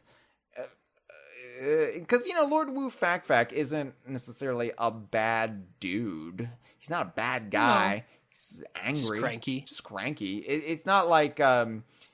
these bosses are in the employ of Gruntilda. It's not like Donkey Kong 64 where all the bosses are part of the Kremlin crew. These bosses are not part of Grunty Industries, the Winky Bunyan shell companies that exist. Like they're usually poor souls, to use Sakurai's parlance. Yes. Who are going through something. There's a misunderstanding. There's something happening that causes them to fight Banjo and Kazooie, and then it's kind of it kind of cools down after that. Usually, like I guess Weldar would be under Gruntilda's employ, just by virtue of being in Grunty Industries, but it's rare. Like Chili Billy, Chili Willy, Terry. They're just trying to get by. Mm-hmm. Yeah. So I think it's just interesting that Jingling doesn't just keep his relations to the Jinjo kind. He's not like this exclusionary monarch where I only associate with Jinjos. He tries to make the best out of being a citizen of the Isle of Hags. And this is actually exemplified with his obsession with kickball. Because kickball is like the big sport in the Isle of Hags. And the Jinjos are like, there's a big kickball tournament coming up with, what is it, against the moles? Yes, I believe so. And wasn't Bottles supposed to play on that team? I forget. I forget that much. But so we know kickball was brought to the Isle of Hags with the sort of pseudo-Mayan culture that sprang up within Mayhem Temple and the Stonies and like Target Zan's influence brought kickball, this Mesoamerican sport, to the Isle of Hags. And for more on my theory about Target Zan and how it may relate to Imhotep, I point you to the recent Kongversation episode, The Slush Fund, Saberwolf. I've got some theories there about Target Zan. Some crazy theories. But that's where kickball came from. So I like that even if the Jinjos aren't necessarily native to the area, like near Mayhem Temple, they're still like part of the society, right? They're engaging with the moles. They've got a friendly rivalry with them. They're adopting this culture from the Mayans that live there, the Stonies. It's cool. It's a little. I like when we get these larger views of the culture of the Rare Archipelago and how interlinked it can be, because you don't really get that outside of the 3D platformers so much. Like it's maybe alluded to in dialogue in some of the 2D platformers, like the Donkey Kong Country games, and in the instruction manuals of things like Diddy Kong Racing. But it really is the 3D platformers where you get a sense of a vibrant community of weirdos. Yeah, I've always appreciated that. It does make it feel like, yeah, that's the thing I love about Rare games, again, is in the level of characters and how they interact with each other. It makes it feel like a real believable place. Like, even if you can't relate with this anteater bird-like mammalian egg-laying creature who can blow up like a balloon and fly and teleport and do stupid things like Trumpy, even if you can't relate to that, it's still possible to view yourselves within the context of their society, because they're just like us. Celebrities are just like us. They play kickball.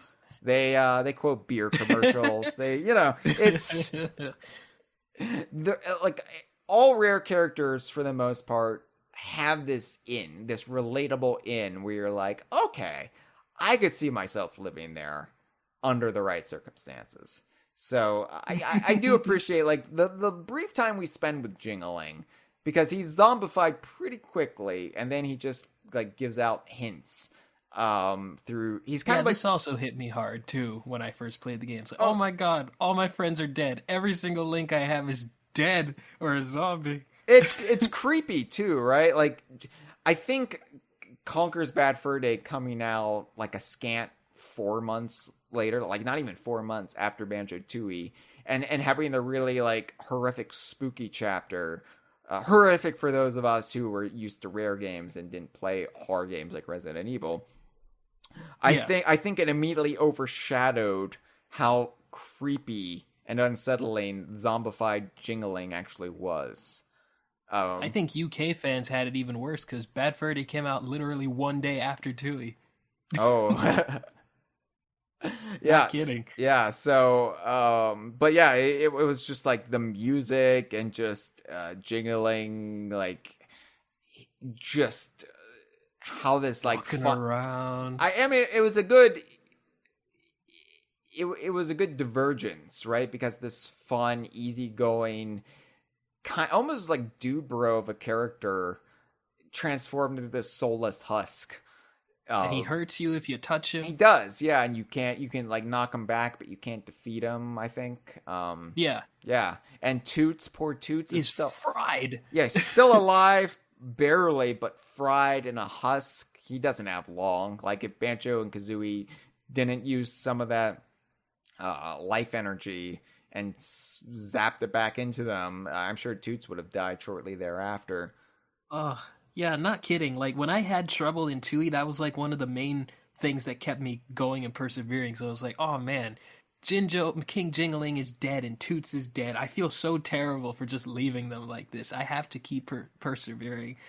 Yeah, and it's effective, right? Because you just met these characters. You didn't spend a lot of time with them, but in that short time, you kind of like them. And that kind of worked bringing Toots in. For those hardcore Banjo-Kazooie nerds who care about who the fuck Toots is, but to bring that character into Jingling's throne room and then put him through that, even if you didn't care about Jingling because you didn't get to spend enough time with him, having Toots really up the ante, I think, It's like, oh no. Yeah, I think I remember when I first played Tooie and the cutscene happened, I was like, I need to go back inside, and then I hear brum, brum, brum. It's like, oh god. Yeah. What happened? Oh, she's terrible. Grunty's terrible. She needs to die again. I did think, they needed to. I've said this in every critique I've given of Tooie. They needed to have more cutscenes. Donkey Kong 64, what it did actually better than Banjo-Tooie was it kept up the reminders of what was at stake through the cutscenes with K. Rool. It kept him part of the story.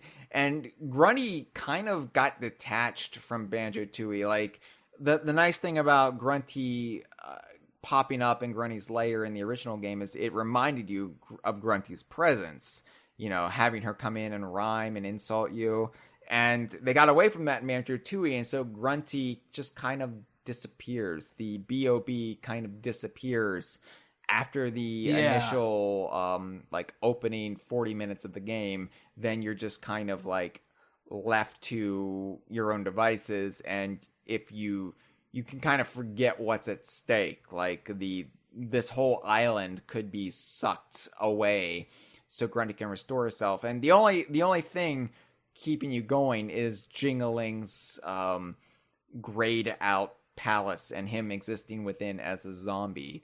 That does work as a motivator if you do, pass it by and you care about taking a long way as I do. So, Yeah. Really quick, before we move on to Grunty's Revenge, I do have to ask, and I only ask this because it's come up in the past through others. Do you think Lobos are a distant relation to Jinjos? I don't think so, because they don't really look similar. It's not like a Toots situation. I don't think they look that similar. Like I said, Lobos are basically Furbies or like cute gremlins from the movie Gremlins. Before they become, before they get wet or get fed after midnight or whatever. Yes. So, like, I think Lobos are just another magical creature that happens to exist in the Isle of Hags, but I don't think there's any actual, like, evolutionary link between them. Yeah, I don't think so either. Like, I've actually thought about this myself, but they just seem a bit too distant on the family tree, if they even are on the tree together. Yeah, they're just another creature that has vague magical properties, and their magical properties are literally just, let me put you in this glowing puddle, and then I will, like, get the magical energies out of you and use it to transform this bear and this bird. So they're even more vaguely defined than Jinjos are. So, I mean, it wouldn't surprise me if down the line they said, yeah, they're related, and I'd be like, oh, okay. Nah, I think I'd have a problem with that. Oh, you would have a problem with that. Wow, it's rare that, nah. I could just shrug something off, and Malik, the cartoon gamer, would be like, nope, this is I draw the line here. Nope, too far. I mean, like, you had like 20 years to say that you can't do that now. No. If it makes you feel any better, I doubt we'll see Globos anytime soon. Oh man, come on! I don't hate him. I don't hate him. No. I know. I'm just saying. Like, I imagine, like, if and when we get a new Banjo-Kazooie game. It would surprise me if Globos were in it. Maybe we'll see one in Everwild. I don't know, like a giant creature that is like Globonius Maximus or something. Look, friend, I'm still trying to get TT and Sea of Thieves. I bought that antique stopwatch. I fake urinated on it, and for what? Here we are, 2022, and TT's still not in Sea of Thieves. Weirder things have happened. I know. I've got to keep up the faith. It's hard when I'm going through this depressive spike. You know, it's hard to remain optimistic. I'm like, oh wow, I bet Rare really hates me whenever I fill out those Sea of Thieves surveys, and I always work in a reference to TT and them, and I bet they're like this idiot, this clown. No. Not at all. I mean that. Not at all. This is why we don't follow DK Vine on Twitter. They don't follow me either. I know. So I'm in the same boat.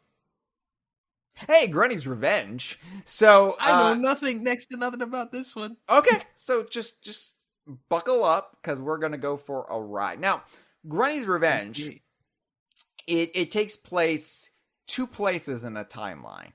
So Grunny's Revenge picks up like 2 months after Banjo-Kazooie does. So it takes place like late summer 1998. Yeah. It takes place like I think like late August maybe. Yeah, late August, early September. Yeah. This is important.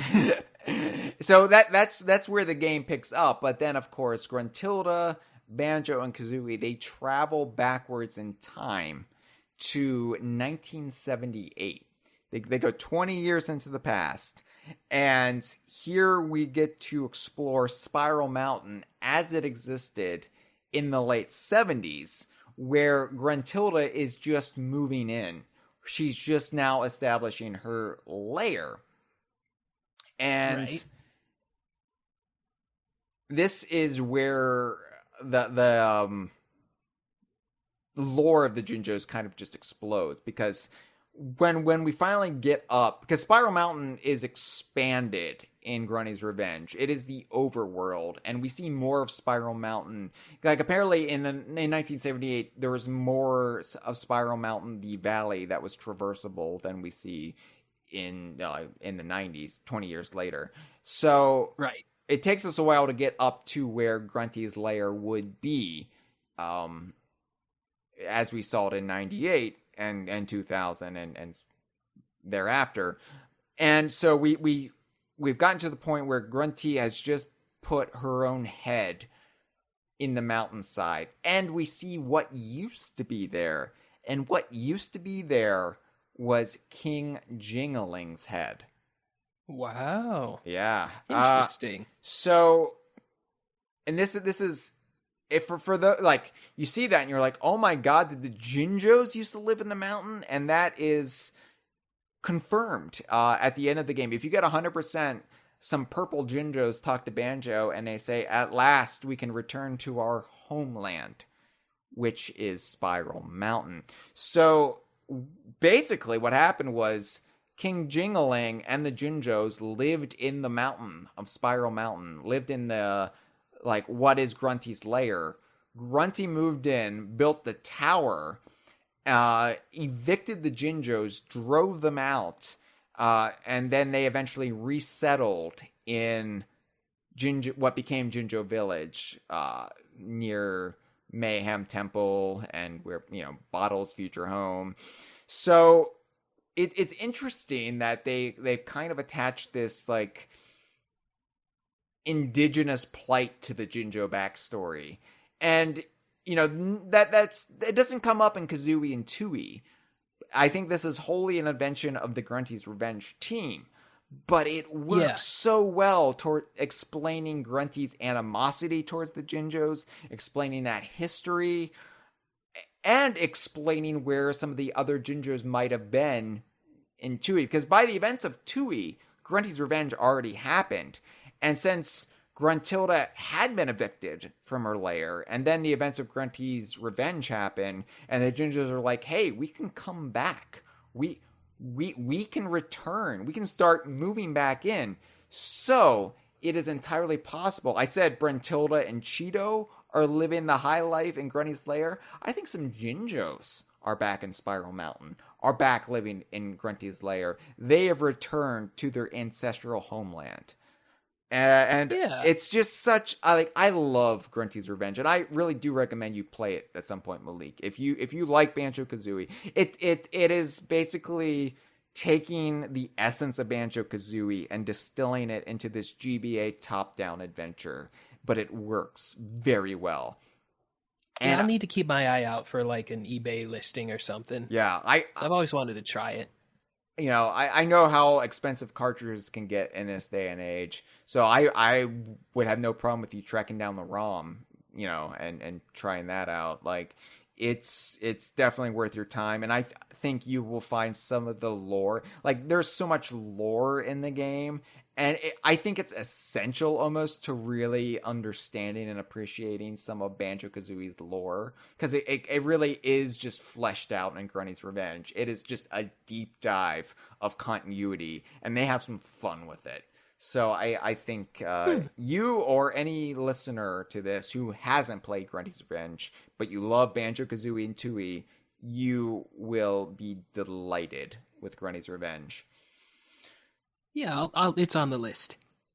So Grunty's Revenge, it had the following Jinjo colors, and it switched it up again. So in this case, you'll find all of the colors of a Jinjo family or collective within a world. So there are Jinjos on the overworld of Spiral Mountain. They're the purple ones. Right. Orange Jinjos are found in Cliff Farm. Yellow Jinjos are found in Breagle Beach.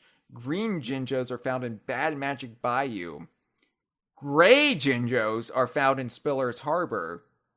And blue Jinjos are found in Freezing Furnace. So yes, this is the only living appearance of the gray Jinjos, because this takes place 20 years before Banjo-Kazooie, 22 years before Banjo-Tooie, and 22 years before they were bulldozed by Gruntilda.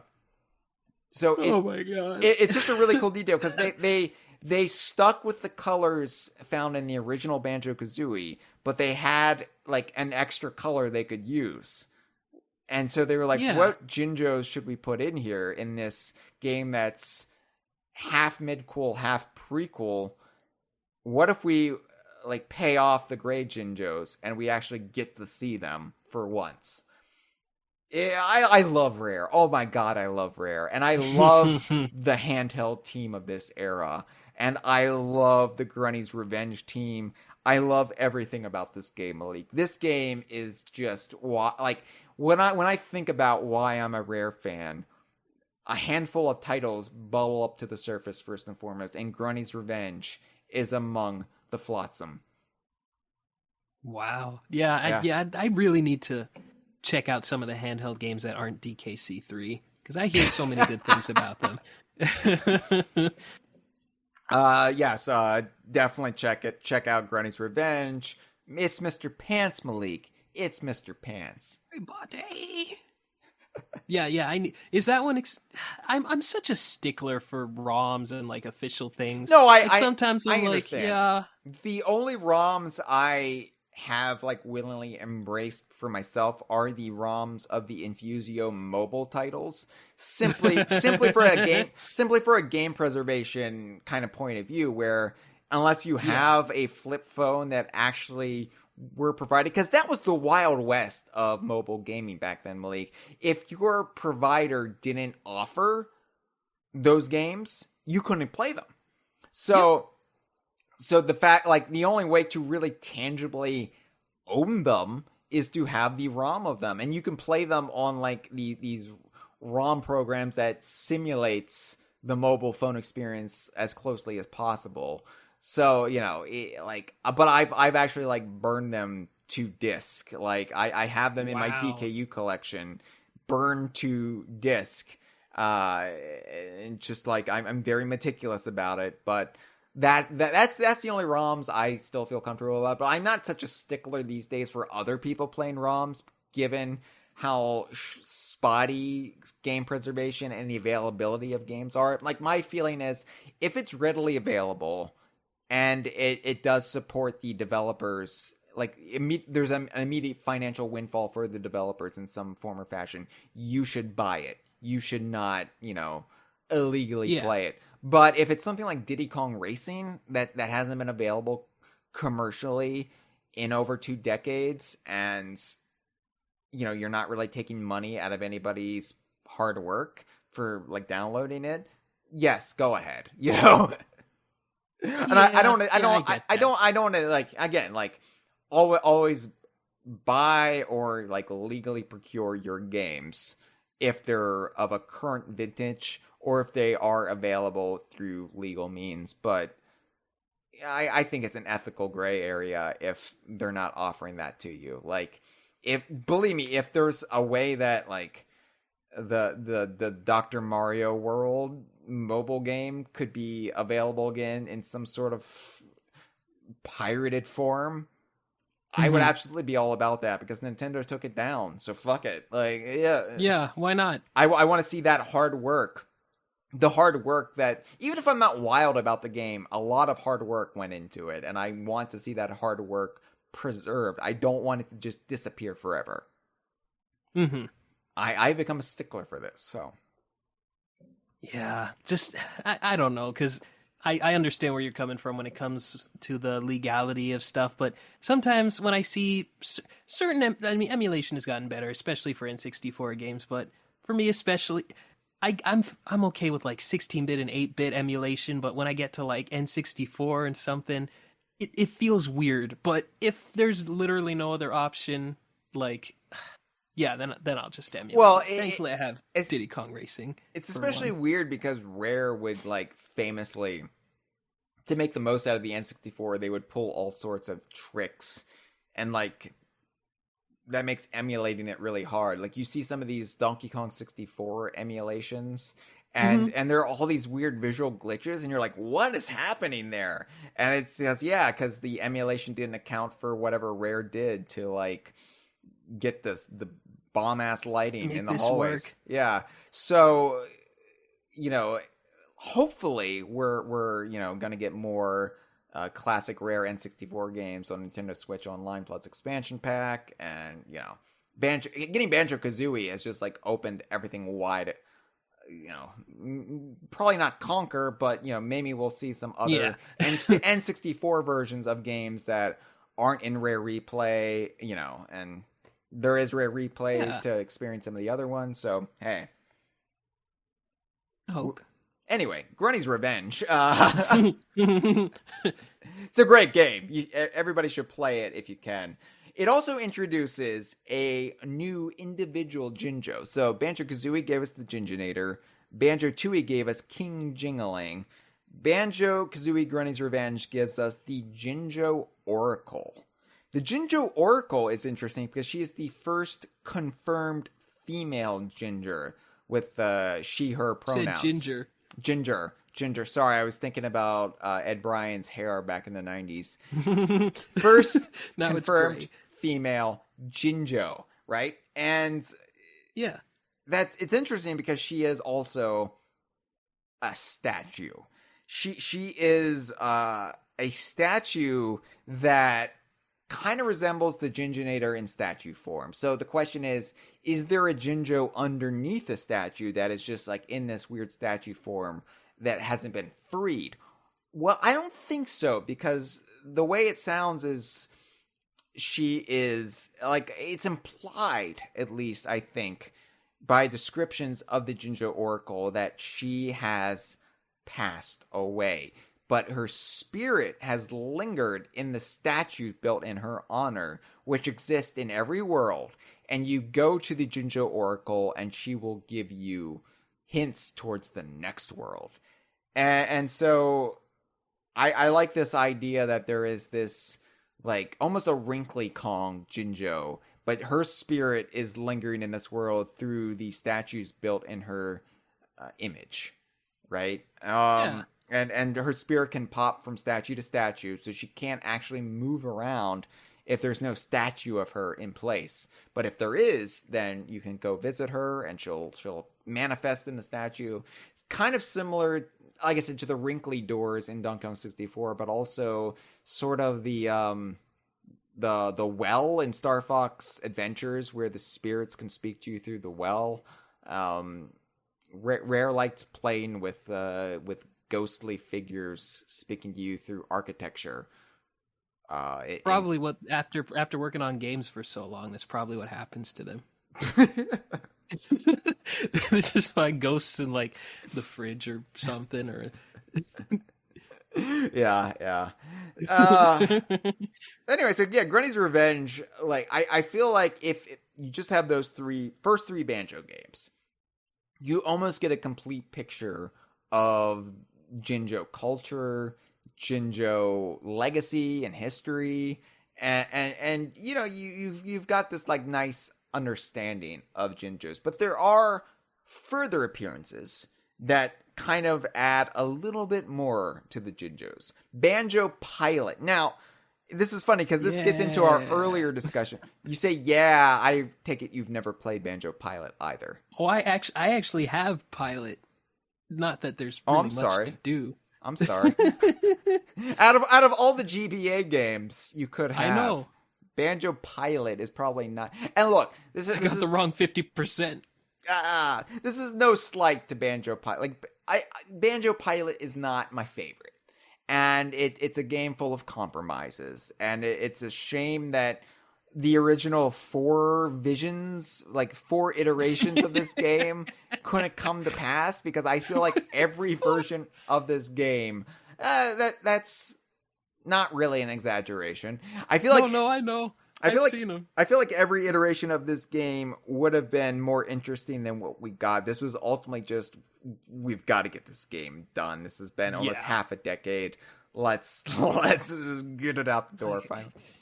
Yeah. It's like a constant game of like, with each build you see like, yeah. Oh, okay. It's just wild. Like, okay. I think it was in our Discord, the Inner Circle, where somebody said, is Banjo-Pilot the most like convoluted Donkey Kong universe game when it comes to just the history, like the wildest, weirdest history of any game? When you factor in, and I'm just spitballing here, this is not in my notes, Redneck Kong, the build that had the Mario cast in it, K. Rool searching for the lost city of El Dorado. Like, what was that? You had the voxel version of Banjo-Pilot that looked amazing. That looked like a Nintendo 3DS game. You know, it looked so many years ahead of its time, and it was ultimately cut, allegedly because they couldn't get the multiplayer working. And I'm like, who played multiplayer on GBA? I know. Like, this is, unless it was Pokemon, who cares? Oh my god, like the voxel version, seeing the leaked ROMs of it, it still looks amazing. Like, yeah, it's a little dodgy, like the draw distance isn't great, but oh my god, like it's a visual feast for the GBA. Anyway, you look up compromise in the dictionary, you'll see a picture of Banjo-Pilot. I still am glad we got Banjo-Pilot. Like, I'm glad it wasn't canceled. And it did have lots of fun things, like Espresso the Ostrich. Well, Saberman's in there too. And that was intentional. Yeah. Yeah, they look, they left a couple Donkey Kong assets in the game. And I don't think it was unintentional that Espresso's in it. It was clearly supposed to be Espresso. It was just, they were just like, fuck it, nobody's gonna notice. Just get this game out. Who cares? Ostrich. Who cares? Nobody's gonna, like, it's not like there's a community of people who obsess over this stuff. This was 2000. Would be insane. Yeah, that would be crazy. We wouldn't ever like them we don't ever follow them on Twitter. What's Twitter? We don't even know. That was only 2 years away, though, but yeah. Yeah, whatever. So anyway. It wasn't this all-consuming thing in the culture right away, though, so. True. Yeah. Banjo-Pilot. So this ties into our earlier discussion when it comes to, hey, how great Rare is versus Nintendo when it comes to celebrating individualistic characters and not just lumping them all in as, like, their species, right? Like, you don't just have toads, right? Like, Diddy Kong Racing, it wasn't just Kremling or Critter. It was Crunch the Kremling, who happens to be a critter. And then boom, that's an individual personality. Fans are going to love that. Fans do love that. That's the way fans think. Banjo-Pilot just had a playable character named Jinjo. Mm-hmm. And it was a purple Jinjo. Not even a Jinjo named Joe or anything, just a Jinjo. Yes, and I would be okay with this if, like, it was established that the rank and file Jinjos just went by Jinjo. Like, it was like a play on the Mario convention where, yeah, I'm Jinjo, that's Jinjo, he's Jinjo, she's Jinjo over there. But if you're, like, a higher status, then you're the Jinjonator or Jingling or the Jinjo Oracle. Nuts and bolts, that would actually establish that, no, that's not the case. Every Jinjo actually does have kind of a unique name. So... Ooh. Yeah, it doesn't really work. So is this Jinjo, the purple Jinjo? Is it like a Mario type situation? I don't know. Bet it is. I don't know. And it could just be that Jinjo is just racing as Jinjo to represent all Jinjo kind. The artist formerly known as Jinjo. I don't know. I really don't like. I feel like Banjo-Pilot kind of put the thumb in the eye of a lot of the stuff that Rare fans were, like, always, like, very obnoxiously celebrating about Rare on message boards. Like, well, yeah, but Rare always celebrates characters, and Rare always makes sure to have a story attached. And they're not just racing for the sake of racing. There would be a story attached to it. And then Banjo-Pilot was announced. I'm like, yeah, we don't know what the story is yet, but I bet it's going to be an awesome story. And then the game comes out, and there's no story, and they're just racing for the sake of racing. And always surprising us, that Rare. And we rewrote into Rare Scribes, because, you know, Scribes was still the main source of communication with Rare. It's like, hey, Rare, Banjo-Pilot, where does it take place in a timeline? And then it's just like, oh, it doesn't. Yeah. It's like, we don't care. It exists. We don't care. We're so sick of this. We just want it out. We're done.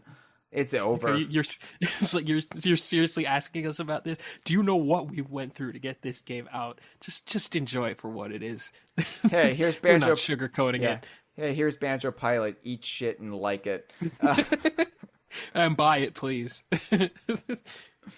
So, Jinjo, I almost called you Jinjo, Malik, because I'm so used to saying Jinjo. No. And everything is just Jinjo to me now. You're Jinjo. I'm Jinjo. We're just like the purple Jinjo from off of Banjo-Pilot.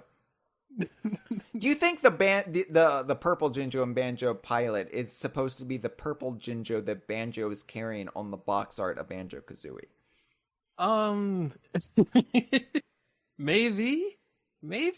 Because this Jinjo has to have a greater level of importance than the other purple Jinjos. He doesn't look like he really wants to be there on the box art, by the way. He's like, hey, can you get me out of this predicament? It's just like any animal. They don't really want to be constrained, right? Jinjos can fly and teleport, and Banjo's like, let me carry you to safety. And the Jinjo's like, hey, he's not like, necessary. Dude, I'm fine. I can fly. Yeah, this is kind of like infringing upon my boundaries right now. Can I have some space between us, dude? What? So yeah, I don't think they are. But one little thing I forgot to bring up in Banjo-Kazooie renders for the first game, Jinjos have eyebrows, but from 2E onwards, they do not. Yeah, and I don't think that was ever really like visible in game. No. Just in renders. Yeah. I think they look better without the eyebrows, if I'm honest. Sometimes they look like they're just like staring into your soul. Like there's a picture from the instruction manual where Jinjo is just looking over to the side and it looks like you said something about his mom. What, with the eyebrows? No, without the eyebrows. It's from Grunty's Revenge. Maybe I could post it in the Discord. No, if that would help. I like it. I like when they stare into my soul, because then I know there's still something inside of me. I feel something. Let me see. I don't think you might have seen this one, but let me just paint a better picture for you. All right. I'll describe it. I'll describe it as best I can to our audience, given this is an audio only show. Oh, they can pretend. Just look it up on the Jiggy Wiki. I tried pasting it, but it said my files were too powerful. Okay, so paste it in the document. Something. Paste it in the document, the show notes. Okay. Yes, and I will do my best to illustrate the picture with my words. Good. Let me see. This thing is just reloading. Let's see. Should I just put it at the bottom? Just put it wherever you want. I'll jump to your little icon here. Okay. Let's see. Let's see. There we go. You see him? Hold on. There we go.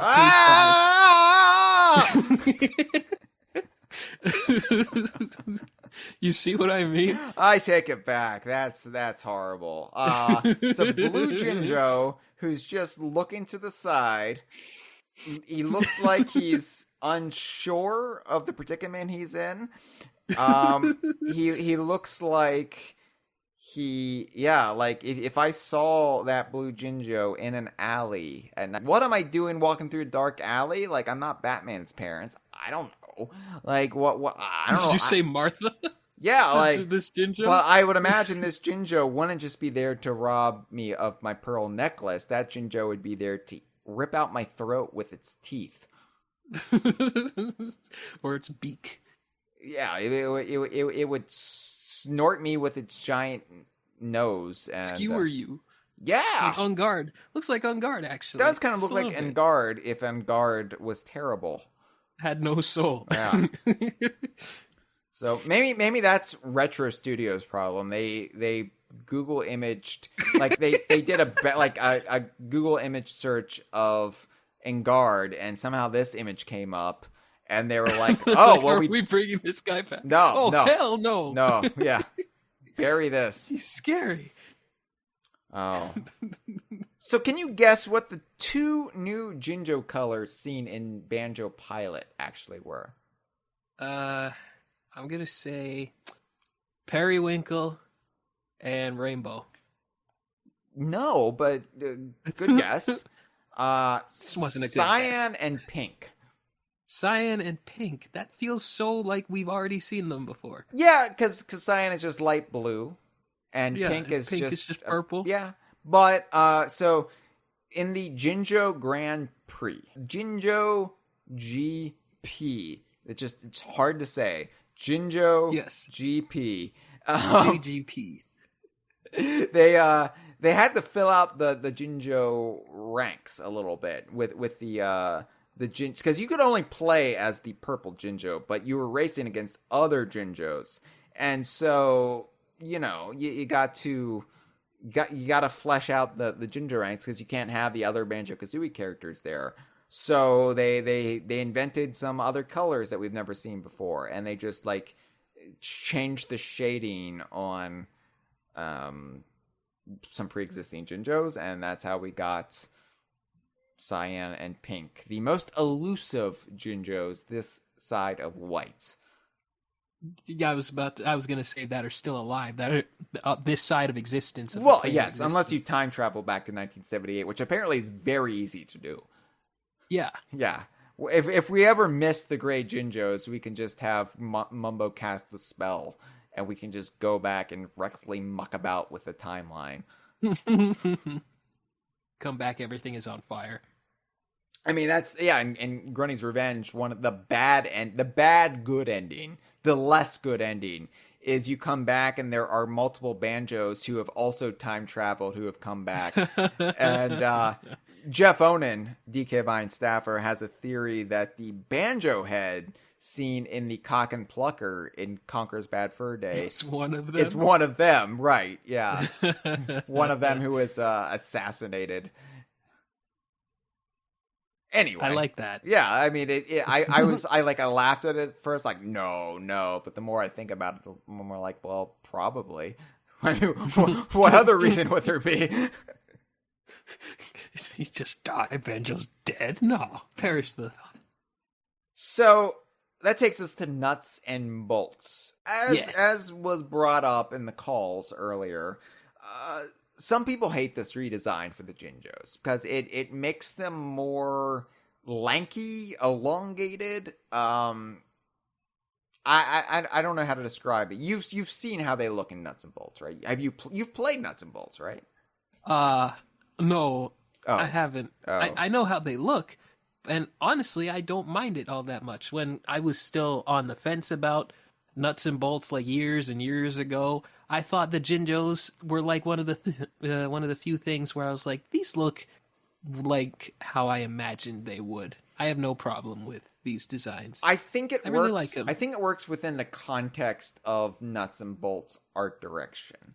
Like, I don't think it would have worked so much had they just pulled that design into Super Smash Bros. Ultimate when everything else has kind of reverted back to the N64 visual status quo. But I think for Nuts and Bolts, it's one of the less drastic redesigns. Like there are some redesigns that really work for me well in Nuts and Bolts, and some redesigns where I'm like, that might be a bit much. You know, like, I'm fine with Mumbo and Nuts and Bolts. Klungo, on the other hand, looks a bit off to me. And it'd be hard to do Klungo with the Nuts and Bolts art style anyway. But I like Boggy the Jinjos. is a little iffy for me, but yeah. Yeah, I think it's... Banjo too, honestly. Like, any of the bears in Nuts and Bolts. I'm fine with... I think Banjo looks fine once you get used to it. And you see it in motion, but I don't think it ever really looks right in stills. Like screenshots and artwork. Yeah, it looks better in motion. Yeah. So anyway, the redesign I didn't really mind. I think it allowed them to be more expressive because the Jinjos do have quite a bit more personality in Nuts and Bolts because they are not just collectibles that go help. They actually have dialogue. You talk to them. And they send you on these little missions that are, related to Nuts and Bolts and the vehicular antics of that game. You have to, like, taxi them around. They blow up like a balloon, like a ball, and you have to push them around. They do all sorts of different things. And we also, I mentioned Banjo-Pilot. There's Jinjo, the purple Jinjo. And I say that because we get a better sense for their actual naming conventions for the rank and file Jinjos in the game. Because, and I'm gonna list you 3 characters that are mentioned in Nuts and Bolts. 3 Jinjos. Okay. Dave Jinjo. Dave Jinjo. Hi. Nice. I'm Jinjo. Nice. Dave Jinjo. Please, Mr. Jinjo is my father. Call me Dave Jinjo. What are the other 2?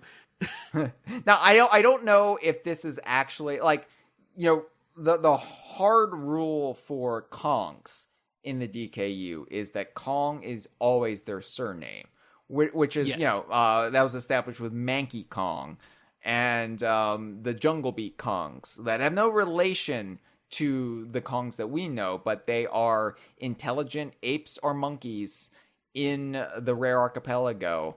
Ergo, they have the Kong surname, and that's why we have been adamant about Konga in Banjo-Kazooie or Chimpy being Kongs. And in fact, there was a Prima guide for Banjo-Kazooie in 98 or some other like non-official guide at the time that wasn't the official Nintendo guide to Banjo-Kazooie, and they called him Konga the Kong, which I'm not saying that should be viewed as an official source, but I do find it sort of validating. I'm like, we're not the only ones. Anyway, so and Bear, I'm adamant that Bear is the surname of the Bears, and that's more iffy. But Donkey Kong Country 3 and some of the official sources established that Bear is indeed the surname of the brothers Bear. And so it's like, well, that's probably like Kong, and then so Banjo Bear, Boggy Bear, Tootie Bear. Yeah, it doesn't sound as good, but just whatever. So I don't know. I don't think the surname is always Jinjo. Like Dave Jinjo would imply that. And then we also have Granny Jinjo, a grandmother Jinjo is referenced. Granny Jinjo. So that does imply some sort of like, hey, you were my mother. Hey, you were my grandmother. So if they do lay eggs, they can maybe trace their genealogy and have some sort of like family unit that is similar in structure to humans or primates. Yeah. I had to. I'm sorry. It didn't like nestle into my brain until like a second after you said it. I was like, oh, I got it. Oh, crap. Also, there's a Jinjo character who introduces himself as Hurley. Hurley Jinjo. Well, he doesn't say Hurley Jinjo. He just says, okay. So I actually pulled some quotes here. Okay. So Hurley, the Jinjo Hurley, hosts a Jinjo hurling game. You hurl a Jinjo. And so he says, come on. So, Malik, have you ever watched the television show Lost? I am aware of it, but that's pretty much it. So you're aware that there's a character on the show Lost called Hurley? I am now. Okay. Hurley's the big dude. I don't know if you ever saw any like promotional stills or footage from Lost. Hurley's the big dude with curly hair. Why didn't they call him Curly? Well, his real name is Hugo Reyes. But his nickname is Hurley because of the time he hurled everywhere. I see. As in vomited. As in early 90s slang for vomit. Early Hurley. Hurley. Okay. Yeah. Early 90s Hurley slang. So anyway. All right. So Nuts and Bolts came out 2008. This was like 4 years into Lost. Yeah. So here's some quotes from Hurley. Come on, try your hands at Jinjo hurling. The name's Hurley. Dude, I'm lost on the island. No, I'm kidding. I guess they like Lost over there. If you fail at Jinjo hurling, he says, that was so not awesome, dude. Hurley on Lost says dude a lot. That's his like catchphrase. He's like, I see. Like one time a character on the show named Arnst was Arnst. He was carrying dynamite from the old galleon on the island, the Black Rock, that had shipwrecked in the middle of the jungle. And there was a bunch of dynamite on there, so characters would routinely go into the Black Rock to get dynamite, but it would be, been sitting in the humid jungle for like a century. And so it was actually sweating nitroglycerin. And so it was extremely volatile. So it would just blow up if you're not extremely careful with it. So the character Arnst was handling the dynamite and it blew up. And Arnst, like, his guts showered Hurley. And Hurley was like, dude. So that was Hurley's catchphrase. Anyway, so Hurley Jinjo, if you fail at Jinjo hurling, says, that was so not awesome, dude. Go get some practice. Be careful you don't, fall down a hatch or something. Because in Lost, there was a hatch that was built by this organization called the Dharma Initiative in actually the 1970s, so kind of a Granny's Revenge tie-in there. But they were studying the unique electromagnetic properties on the island, which actually stem from the heart of the island, which is actually the gateway between this world and the next, the portal where all souls travel. Spoilers, I know. But anyway, it was perceived by this group of scientists, hippie scientists called the Dharma Initiative as just strange electromagnetic energy exuding from various points on the island. They started digging in 1977 for this electromagnetic energy. They were going to build this research station there called the Swan. And anyway, the time-traveling castaways of Oceanic Flight 815, they were time-traveling by that point. They were in 1977. They had a thermonuclear device, and they were like, hey, if we blow up the hatch, which is what they called the Swan Station, if we blow up the hatch while they're building it, we can plug this electromagnetic energy, which is ultimately the electromagnetic energy that downs our plane in 2004. Therefore, we will never come to this island, and we will prevent all the hardship we've experienced the last 3 years from ever happening. Now, granted, it wasn't just the electromagnetic energy of the Swan Station. It was also the machinations of Jacob, the immortal deity-like being who actually orchestrated their entire lives up to that point so they could come to the island so one of them could take over, protecting the island from the Man in Black, aka the Smoke Monster. Because if the Man in Black got his way, the portal, the light, the heart of the island would be extinguished, and the connection between this world and the afterlife would be cut off, and it would damn everyone on Earth to extinction, to eternal death. They wouldn't be able to be reborn, and new souls wouldn't be able to come in from this world. So, and it would destroy the planet, quite frankly. Probably destroy the universe. They don't go that far, but yeah. Anyway, so they're like, let's drop the bomb in the hatch, and turns out whatever happened, and they were always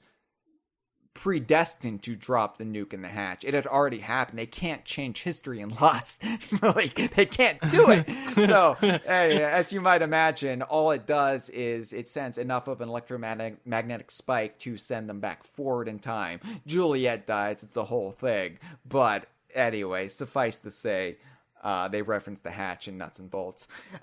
Also, he said, if you win Jinjo Hurling, Hurley says, awesome, dude. Take your prize and off you go. Watch out for polar bears. Man, I cracked myself up. So I don't know if you know anything about Lost, Malik, but in Lost, there are polar bears on the tropical island. You're like, that's weird. Why are there polar bears? Why are there polar bears on this tropical island? Well, in the 70s, the Dharma Initiative brought animals to the island on the offshore islet, which they called Hydra Island because they had the Hydra research station there. And there they did all sorts of research on animals. They genetically modified polar bears to exist in a tropical climate. They also made hybrid birds called hybirds. Hybirds. Yeah. Oh my God. And one hybird actually would shout in the jungle, Hurley, Hurley. And Hurley was like, dude, did that bird say my name? It didn't. It was just a coincidence because Hurley kind of sounds like a hybird's call. The Hurley bird catches the worm. Anyway, polar bears. That's weird though, because, I don't know if Boggy is supposed to be a polar bear, but Banjo knows a polar bear. Yeah. So even if you don't know Lost, you might just think, oh, that's just a reference to Boggy. Yeah, watch out for polar bears because he sucks. He's a deadbeat. Watch out for polar bears. They might ask you to masturbate in their living room. Yeah, other children are in the other room. Terrible. Oh my God. I feel like every episode we're on together just goes off the rails eventually. I feel like we just get to this punch drunk state of being where we're like, we're just going off the rails and saying absolutely whatever. This is where it gets fun. Do we want to talk about Jinjo Bingo at all? Jingo. Yeah, I feel like Ray Day brought this up, like King Jingling is operating Jinjo Bingo. And I feel like they just picked Jinjo Bingo because it sounds fun. It's a fun combination of words. Jinjo Bingo, Jinjo Bingo, Jinjo Bingo, Jinjo Bingo, Jinjo Bingo, Jinjo Bingo, Jinjo Bingo. And, there's not any thought put into that. But we do, it is established King Jingling, this is, a game that's really taking Jinjo-dom by storm. Like this variation of bingo, like they're really into it. And, just like, whenever there are fads, like, remember a couple years ago when escape rooms were the big thing? Oh, yeah. Yeah. So it's like bingo. Yeah, I mean, the stuff that the bingo fad. Stuff that old people play in like firehouses on Wednesday nights. It's taking Jinjo. I guess it didn't make its way to the Rare Archipelago. In the Rare Archipelago, they like matching games. Flip the cards and try to match the images. There's a lot of those in the Rare Archipelago, the Sheepy Shop and what have you. But bingo, it didn't take till like 2008 for it to really take off. Oh, absolutely! Like how long has bingo been a thing? Like 300 years at least. So I do at least a century. Yeah. It's an isolated archipelago, Malik. I mean, it takes a while for some aspects to reach them. I suppose. I do appreciate nuts and bolts though. How it made the Jinjos, I think, more fun characters because we learned like every Jinjo has a full command of language. They're not just like mindless creatures with the higher stationed Jinjos, the ones with like the full range of intelligence. No, every Jinjo has a personality. Every Jinjo even might have a name. It's kind of the anti latter-day Paper Mario in that regard. Nuts and Bolts is definitely worth your time. I went on about Grunny's Revenge, but I feel like Nuts and Bolts, if you just accept what it is, and you go in like, I want to hang out with some Banjo-Kazooie characters and catch up with them, you're going to have a good time too. Yeah, I think I will. But of course, the most recent appearance of Jinjos was a big appearance. Super Smash Bros. Ultimate. The Kingmaker itself has made the Jinjonator overnight household name. And it's amazing because I was bemoaning how the Jinjonator just kind of fell off after Banjo-Kazooie. Was never referenced, was never brought up. King Jingling, appeared in Tooie, was alluded to in Grunny's Revenge, appeared in Banjo-Pilot, and Nuts and Bolts, but we never saw the Jinjonator again. And now, all of a sudden, look who is the big man on campus.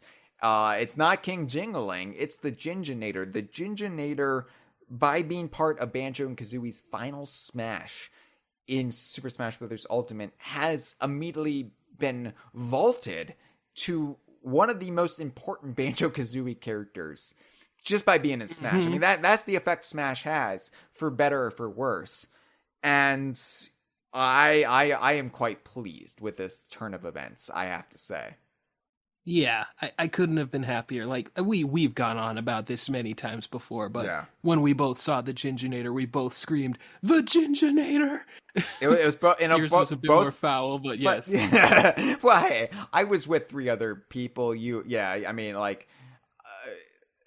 But we both had the same reaction. The Jinjonator. And yeah, you did that episode with Banjo-Kazooie in Smash, the big conversation we did about it. You were on that episode. Hours. Yes, that was hours. insane. It was. It was worth it though.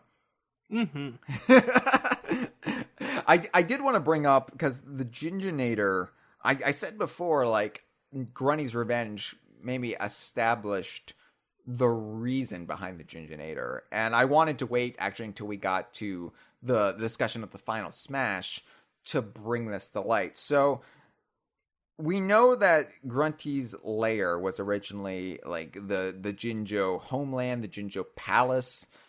So what if the Jinjonator was this weapon, this like palace defense that like this Jinjo volunteered to be like the failsafe if there was ever a hostile incursion? It needed to be activated by 5 Jinjos or whatever, then but he would be in this stasis until then. And what if when Gruntilda did attack, for whatever reason they couldn't activate the Jinjonator, And so it wasn't until 1998 that when Banjo-Kazooie get to the top of Grunty's lair, and Grunty doesn't even know the Jinjonator is there, that the Jinjonator is finally able to fulfill its purpose and overthrow Gruntilda. I just like to think that, the Jinjonator is just like this ancient weapon from like a old war or something. An old war. Well, maybe he is. I mean, maybe he is, but maybe he had been moved into there and they couldn't deploy him in 1978. And it just took 20 years. But maybe he was like, maybe the Jinjos fought in the Crimean War. And I was going to say that, or the Great Ape War. No, the one that doesn't exist. I was going to say you're about to be booted off the Kongversation. I'll get a ringer in here. No, I wouldn't do that to you, Hyle. I appreciate it. No, maybe the Crimean War, was fought with Kongs, bears, Kremlins, Jinjos, moles. Maybe it was this huge archipelago spanning conflict, and maybe the Jinjonator was this weapon. That and Big Bessie, I don't know, but yeah. I would love, now that Jinjonator is this huge thing with merchandise and is known far and wide, and is a household name beyond just the people who shouted it in their reaction videos. Maybe we'll like eventually get more of the history, because the Kingmaker has deemed it so. The Jinjonator should appear in the next Banjo game, one of the most important Banjo-Kazooie characters. I think so. Or maybe like an upgrade like Jinjonator 2.0 or some kind of like Jinjotron or something like that. We'll go through the other Terminator variants, like with the liquid metal Jinjonator. And ooh, I like that. Whatever Matt Smith was in Terminator Genesis. I haven't seen those movies either, but okay. Guess what? Nobody saw that one.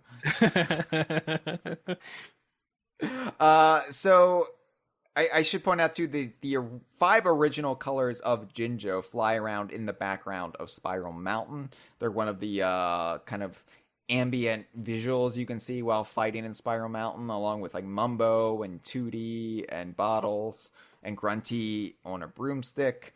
You can see the Jinjos fly around, and it's one of like the clearest depictions of them just soaring through the sky. Like Sans being rescued, Sans teleporting after, just them in flight, which is great to see. It really does help establish this is them flying. This is how they do it. You got the sparkly dews, the fairy dust, pixie dust, as you called it, and it's also worth pointing out that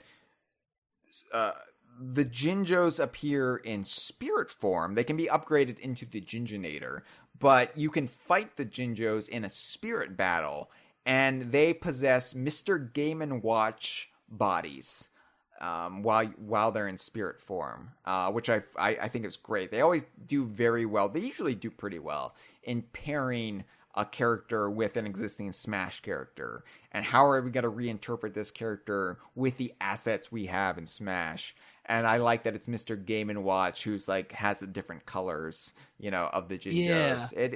It's clever. Yeah. And what were you going to say? No, I was just going to go say something stupid. I was going to say, and isn't it great that, Mr. Game & Watch, who vacationed on Donkey Kong Island during the events of Donkey Kong Country Returns, that his body would be cloned and then inhabited with the ghost of 5 Jinjos. It really just makes it feel like one cohesive shared universe, doesn't it? That's better than anything I could have come up with, honestly. What were you going to say? I don't know.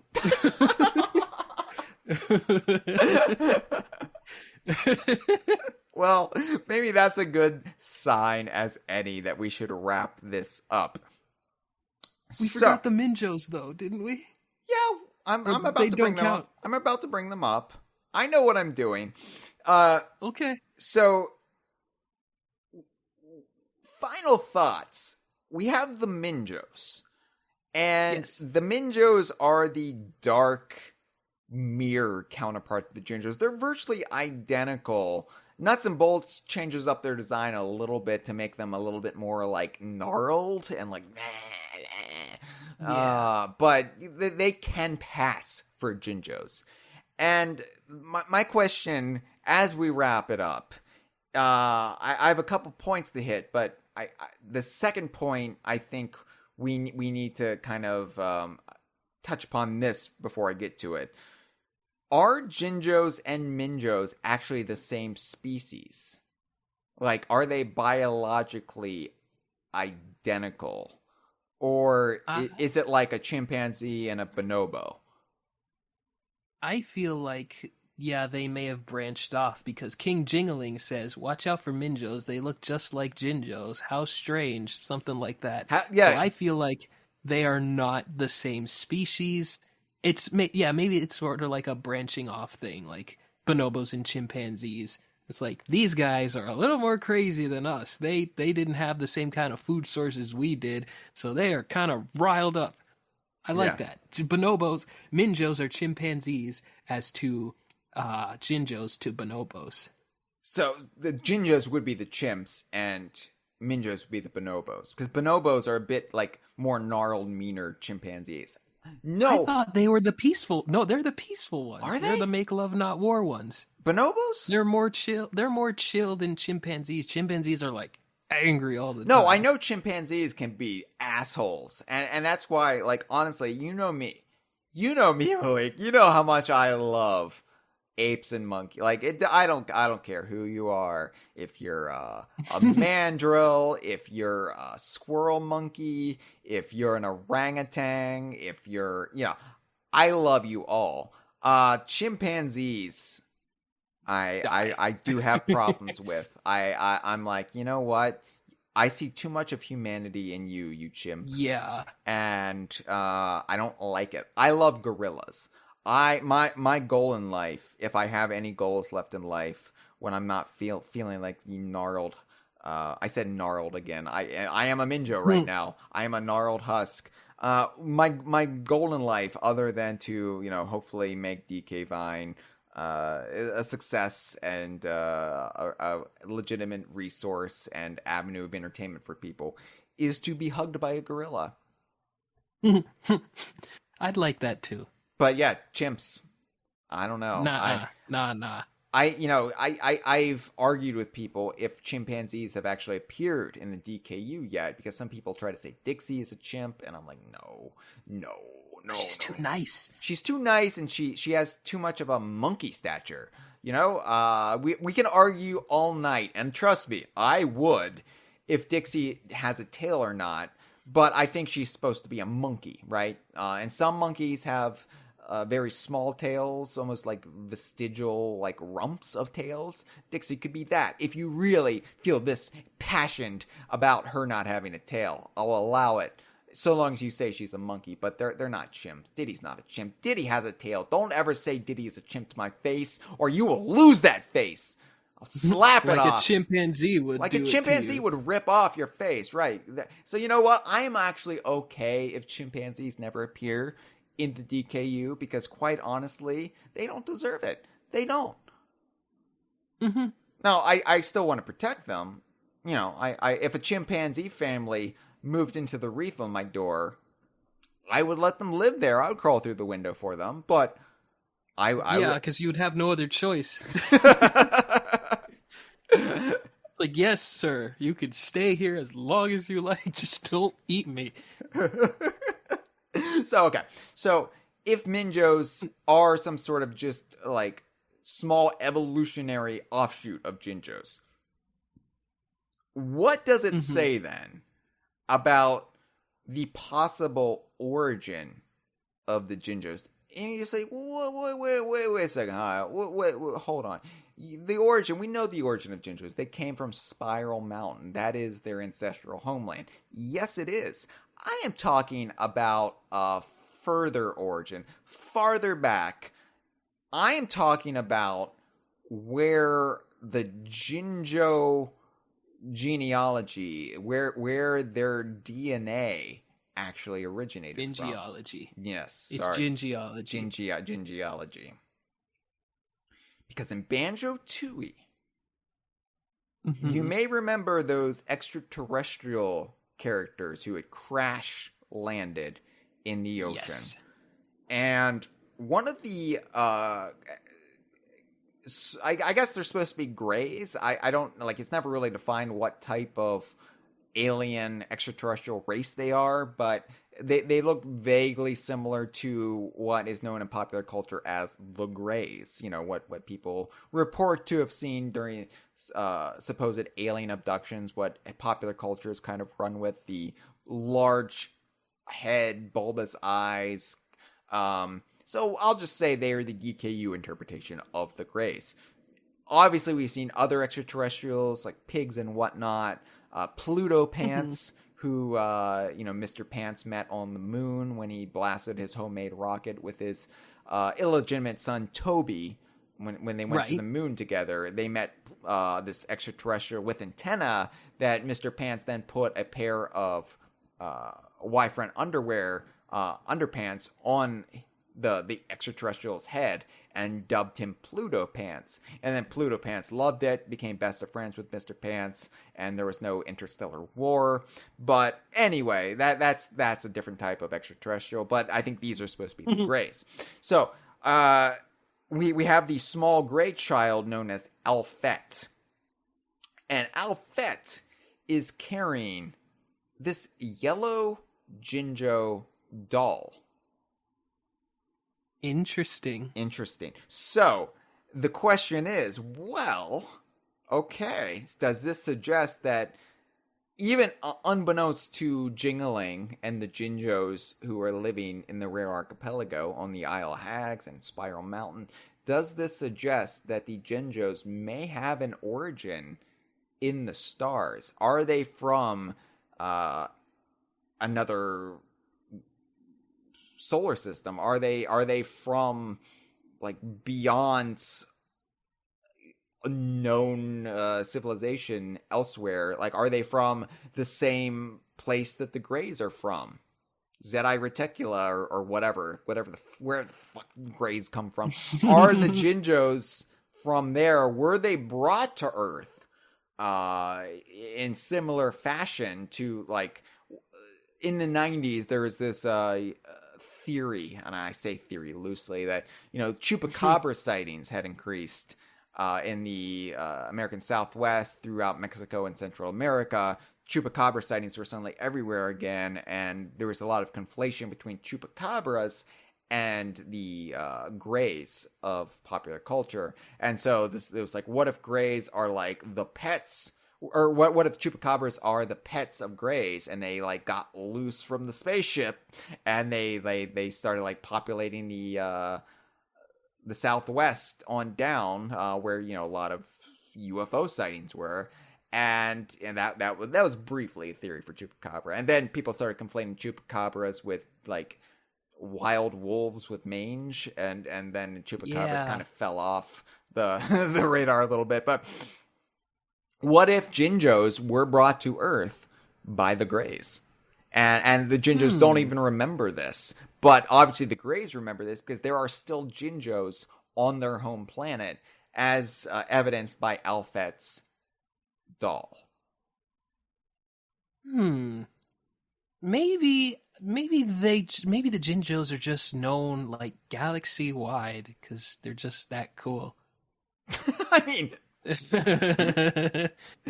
okay, but I mean, it's possible. Yes, it's possible if the Greys have been observing Earth, and they have like reported their findings, and it's like, oh look, we found these magical creatures that look like Trumpy, and like maybe that became like all the rage on their home planet, and they made dolls of it, toys of it, and maybe that's why Alfette wanted to come along. It's like, I want to see the Jinjos up close, and that was my little boy Gray voice. It's possible. I'm not saying I 100% subscribe to the idea that Jinjos are extraterrestrial in origin. I'm just saying, I think it could be a cool twist. I think if we ever learned more about the Jinjos, that would be a cool twist. And we I think bringing those gray characters back, because they seem adamant that they were going to destroy the Earth. They're quite temperamental, so I think they would be a good plot driver for the next Banjo game. What about those aliens? What about those extraterrestrials that had crashed? Let's get back to that. Yeah. And maybe we can, maybe Jinjos are on their home planet. Maybe we can do Banjo-Kazooie in space. Maybe that's where we take the franchise next. Well, I guess the only thing to really touch upon before we call this an episode is the everlasting question. Is Mumbo Jumbo actually a Jinjo? Oh, Lord. Well, what do you think? Because maybe I remember the last time I heard an official stance on this. Ed Bryan said in that Rare Revealed, he's like, but he's not a Jinjo. And then he bursts out into laughter. So did you ask him something? I think it was a lot more plausible in 1998 when Mumbo's body looked vaguely similar to the Jinjo models at the time. Yeah. I think they just reused him. I think that as time went on, especially by the time of Nuts and Bolts, they in no way resemble one another. And so yeah. I think I have begrudgingly moved on from my theory that Mumbo is a Jinjo. Because I used to run the gamut. I was like, maybe Mumbo's a Kremling. Maybe Mumbo is a Jinjo. I don't know what the hell Mumbo is supposed to be, but I don't think he's either. And here's the thing. If Mumbo was a Jinjo, Mumbo would be flying around. He would be doing all sorts of weird stuff. Now, we know Mumbo can juggle his eyeballs. And we've never seen Jinjos do that, but if, Jinjos took their heads off, I wouldn't bat, an eye at that. So maybe they can juggle their eyeballs. I don't know. Mumbo can do lots of weird stuff with his body, But yeah. I've never seen him just soar through the air like Superman. So I very much doubt he's actually a Jinjo. Yeah, maybe he went through some sort of, with a mix of magic and divergent evolution. He became his own thing over time. Around the time of Banjo-Tooie, when he got digits in his feet. It could just be that, he's a human that, in addition to getting his skull face, he was just horrifically burned. And so we're like, oh, he's pink and I don't know, he could be a Jinjo, he could be some sort of Kremling, and no, he's just a burn victim. It's very sad. But the skull, I thought that was added by Grunty's magic in the instruction manual. Yeah, it was. Yeah. Yeah. It wasn't like a human face and then it turned into a skull. It was just a skull. Well, right? I mean, no, right. Well, I like to think that he wasn't specifically given a skull face. I like to think he was horribly disfigured and he chose to wear a skull as a mask to hide, like the Phantom of the Opera, because he does change out his skull mask. He's got the half mask and he's got the full helmet that he wears in most appearances now. So he can clearly take it off, right? But we probably wouldn't like what's underneath. I mean, it's all vanity. I'm sure we would love Mumbo for who he is underneath, as in a spiritual sense, but it's probably repulsive to look at, and we don't want to do that. I suppose not. No. Take it away, Gray Pet. This has been a File 2 production.